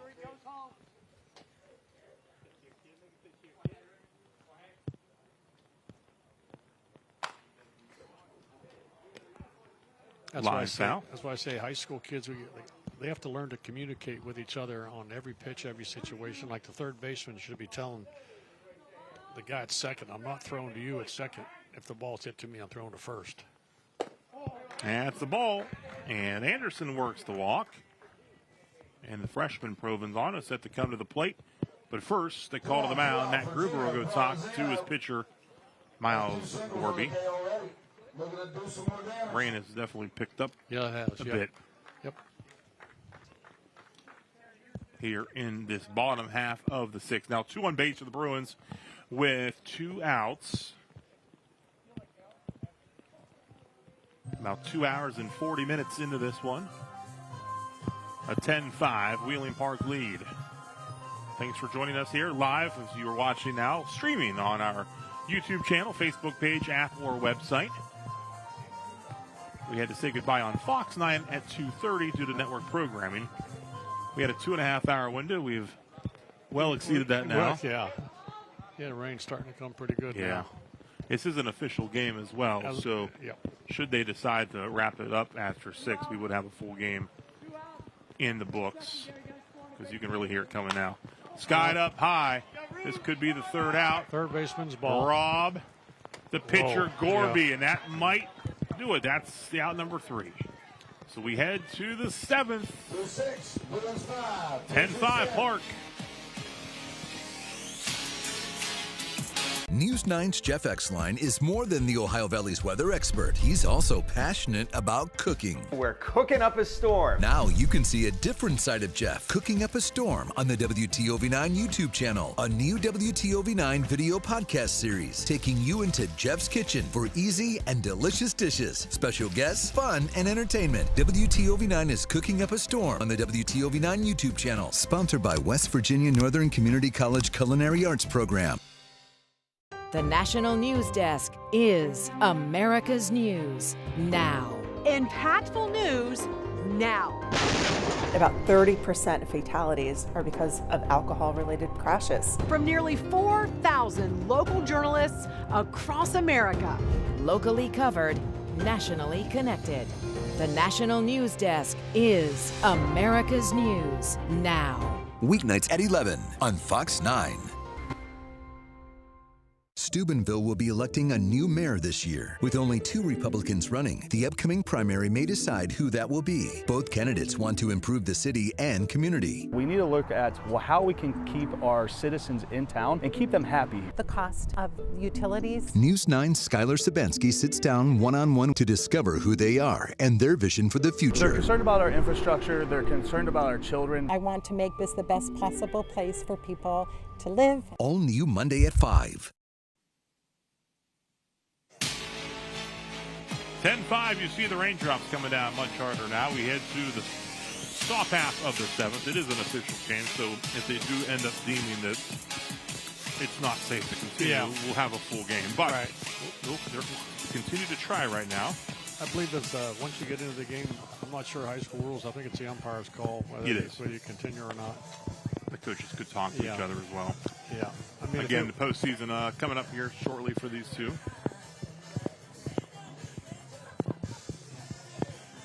Leading off this top half of the 7th will be Nolan Yanchak, the junior catcher for the Patriots. Yeah, if you see the weather affecting the pitcher, maybe slipping on the mound, or you see a runner, base runner, slip and fall, that might be enough. 10-5 your score as we head to the 7th. Whoa, hits him. Net got away. Yeah. And that's another thing we have to deal with, the ball being wet and everything. Right, so you just have to use common sense here. Yep. If you think it's too wet, then I think both coaches at this point in the game would be fine with what we've got. Be fine with it, whatever, yeah. That'll bring up Colton Burkhart. Tripled his last time up.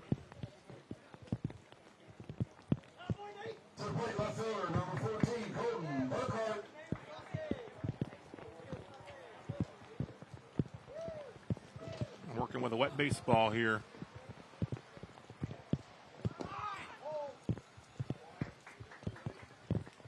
Yeah, Coach Myers may bunt here, try to get one more. But like you say, it's an official game, and rain's coming pretty good now. Right. See the raindrops on our camera as well. Yeah.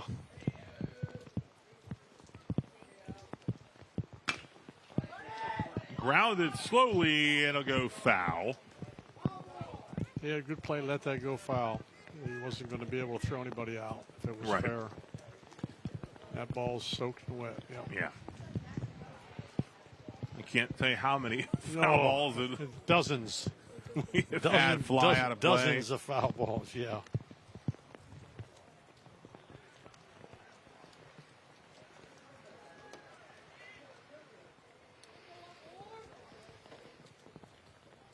(10-5) Park in front, looking for win number 16 on the season. They entered today at 15-8. This one's hit to left center, running. Sperringer nice on catch. the run. Nice catch, good work there.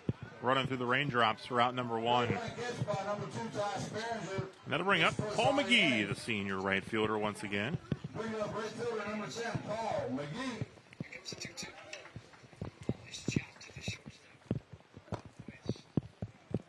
So McGee steps up here, 10-5 ball game with a runner at first.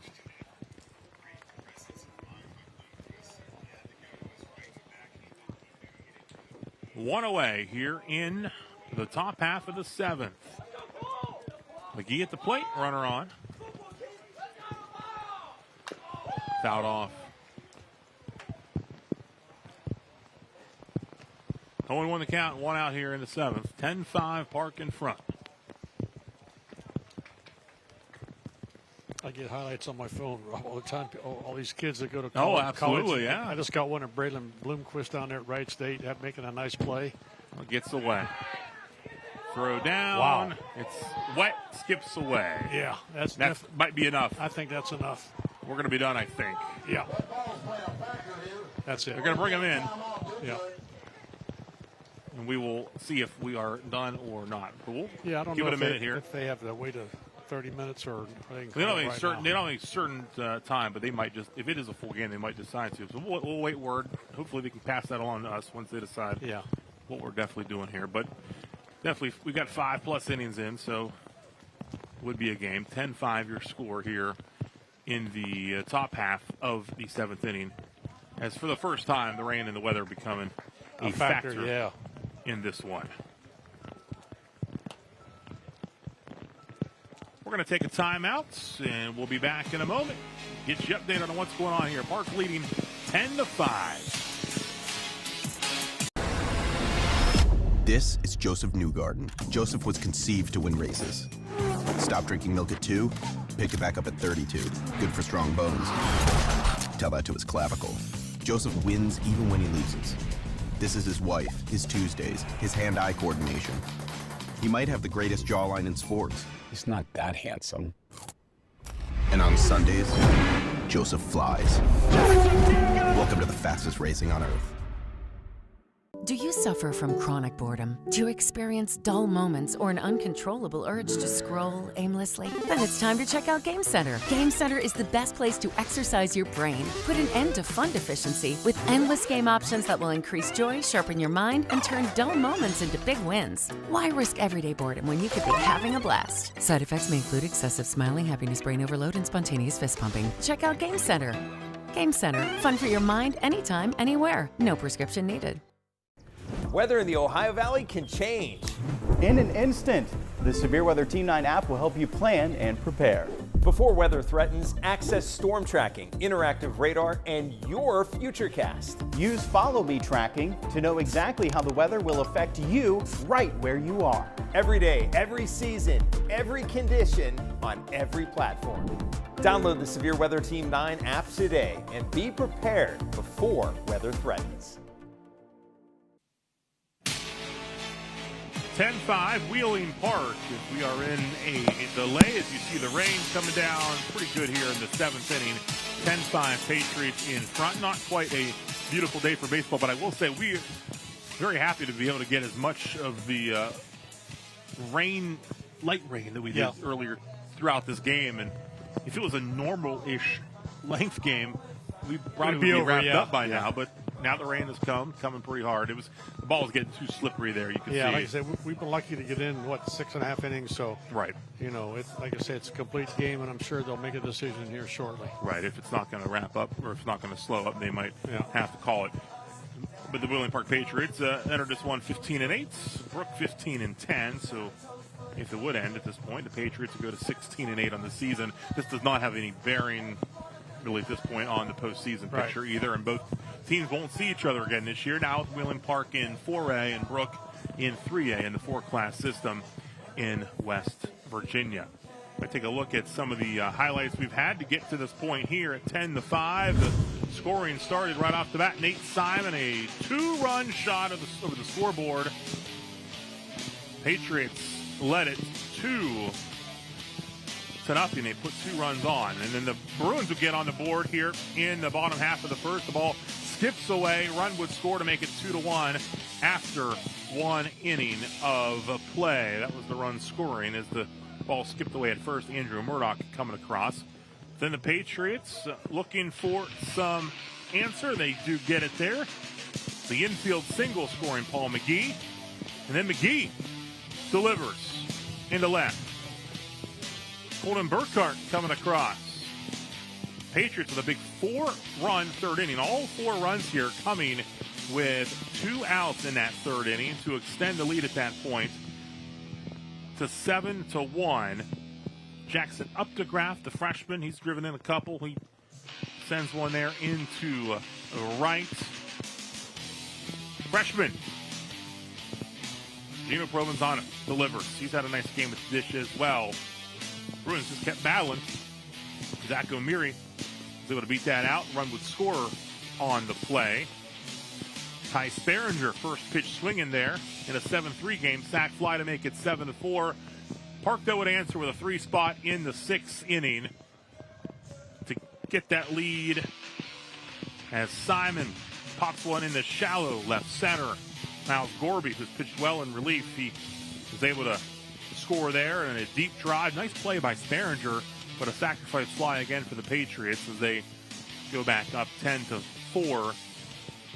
Aiden Provenzano, RBI single, makes it 10-5. That's your scoring here as we sit in the rain.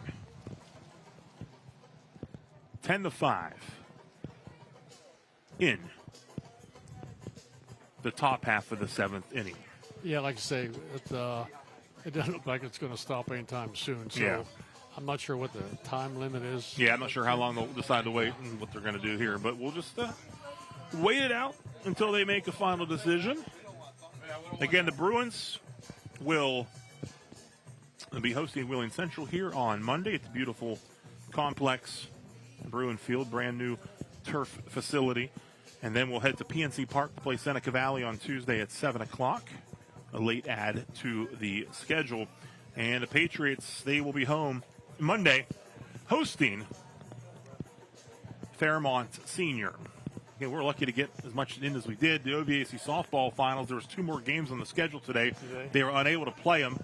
They were at the turf at Wheeling Park, but the rain just too much.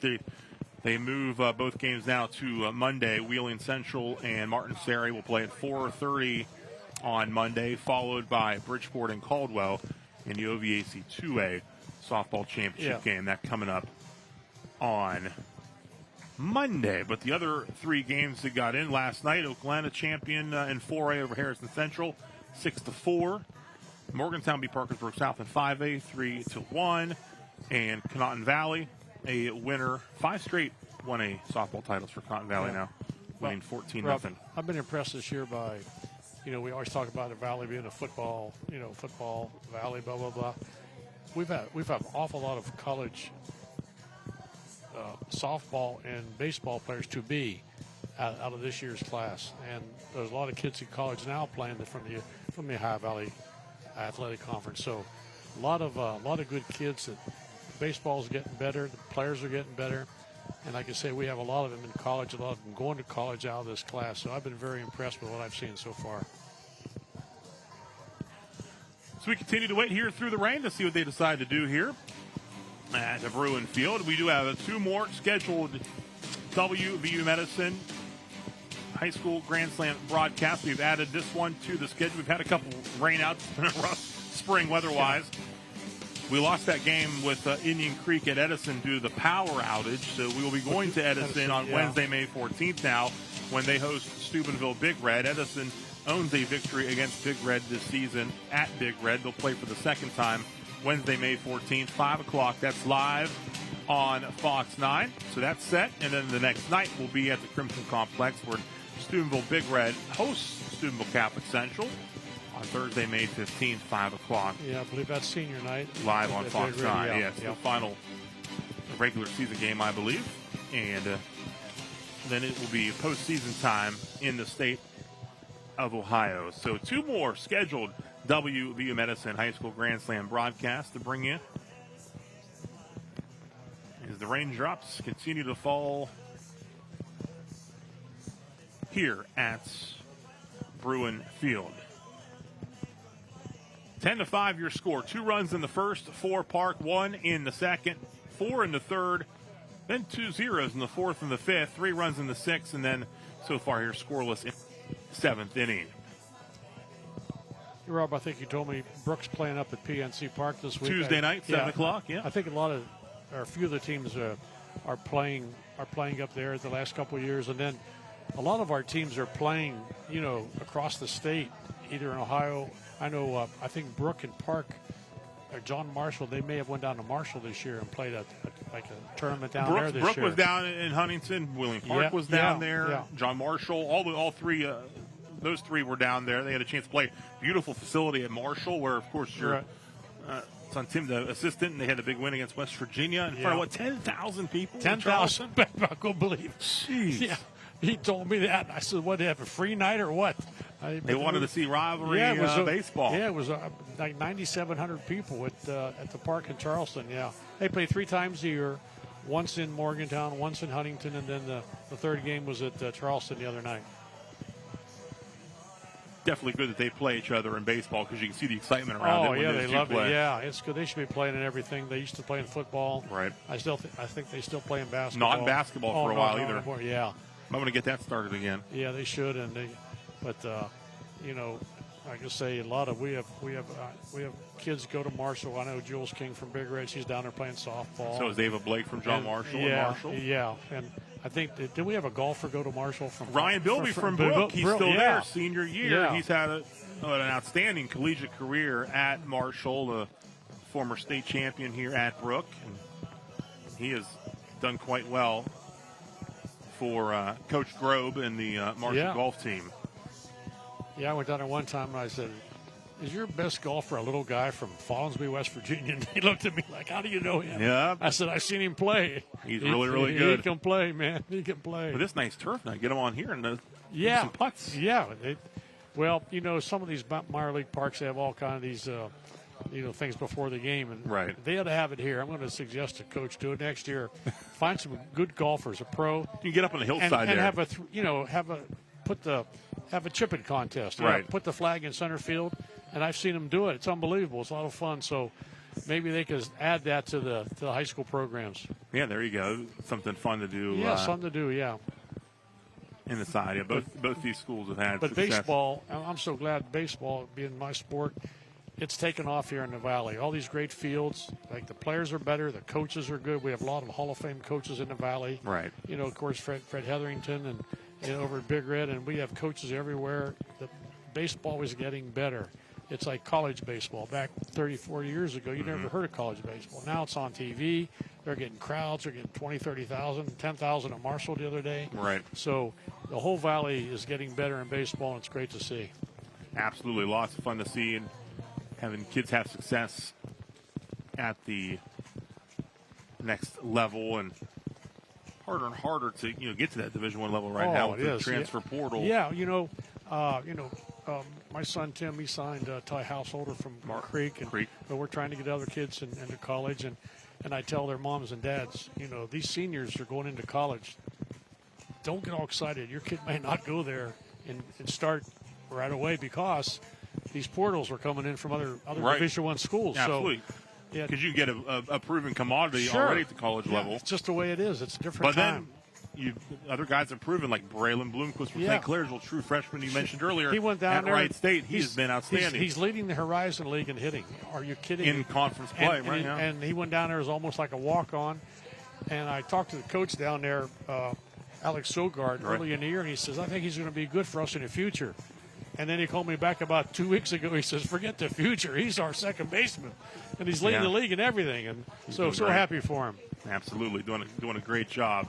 We're awaiting an official word on what we'll do here. I think they're giving it a few more minutes, and the umpires will make a call here on if we'll wrap this thing up or we'll continue on. It's 10-5 Wheeling Park in the top of the 7th with one out, but it is technically an official ball game. Through 6 innings, it was a 10-5 score, and just need 5 to call it a game. And it's we're just kind of looking towards the postseason out here in West Virginia as well, where the setup is a little different. It's not just in the sections. The whole region is seeded and then separated into 2 separate brackets. So if you get a 1 and a 2 seed, they'll go to opposite sides, and the winners of those 2 brackets within the region will play a best-of-3 regional final to get 4 teams down to Charleston in the state tournament in early June. With this rain delay, we've had a lot of, in my career, we've had a lot of waits, and what they have to take into consideration, you don't want players sitting around for a half hour, 45 minutes. Then you warm up just for right. And then you warm up for 5 minutes and go play. That's how you get hurt. Yeah. So, to me, after a certain point, call the game and let's go. Absolutely. So we are sitting right now through the rain delay as we wait to see what they're going to decide. Brooke and Wheeling Park on our WVU Medicine High School Grand Slam broadcast. And sometimes when you're on the losing end, especially by 5 runs or more, you're almost happy to see the game called because you don't want to use any more pitchers because you got games next week. Right. You got to get right back into it. Like we mentioned, the teams, hopefully if the weather cooperates, we're going to get right back into action next week. Park at home with Fairmont Senior on Monday. And Brooke here with Wheeling Central.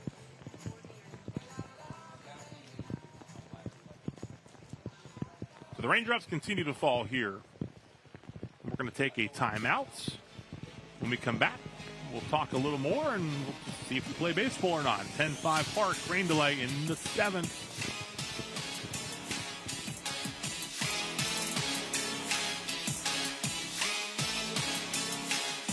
America has the greatest economy in the world, but I think most of us would agree we have a problem. The cost of almost everything is up. Home prices, rent, food, insurance. Every sector has taken a hit, including automotive. More Americans are keeping their cars for longer, including me. And one way that we can make life more affordable is CarShield, America's #1 auto protection company. CarShield's rated A+ with the Better Business Bureau and named America's most trusted auto protection company. With CarShield, drivers could save thousands on covered parts and systems like your engine, transmission, entertainment system, and more. It's the protection that I trust, just like these other happy customers. With CarShield, saving the $2,700 has been a real blessing. I love CarShield. It is my lifeline. Our life as nurses, we just step up and we help people, and it's really nice when somebody steps up and helped us. If our car breaks down, CarShield administrators have our back. If your car's out of warranty, it's not a matter of if it'll break down, but when. Call CarShield before it's too late and protect yourself from expensive car repairs. CarShield is ready to help year-round nationwide with thousands of vetted shops to choose from, or their concierge service to help you find a mechanic near you. Unlike other companies, they don't just send you to the cheapest place in town. I trust CarShield, and so should you. I have filed a total of over 5 claims, and my price from when I signed up never went up. And with the age of my car, that is security. CarShield is a U.S. company supporting hardworking Americans save over $1 billion in expensive auto repair costs. More of us are keeping our cars for longer, so give CarShield a call now before a breakdown happens. Call now. Call CarShield now before a breakdown and see how they're saving drivers money on covered auto repairs. Call 800-202-9115. 800-202-9115.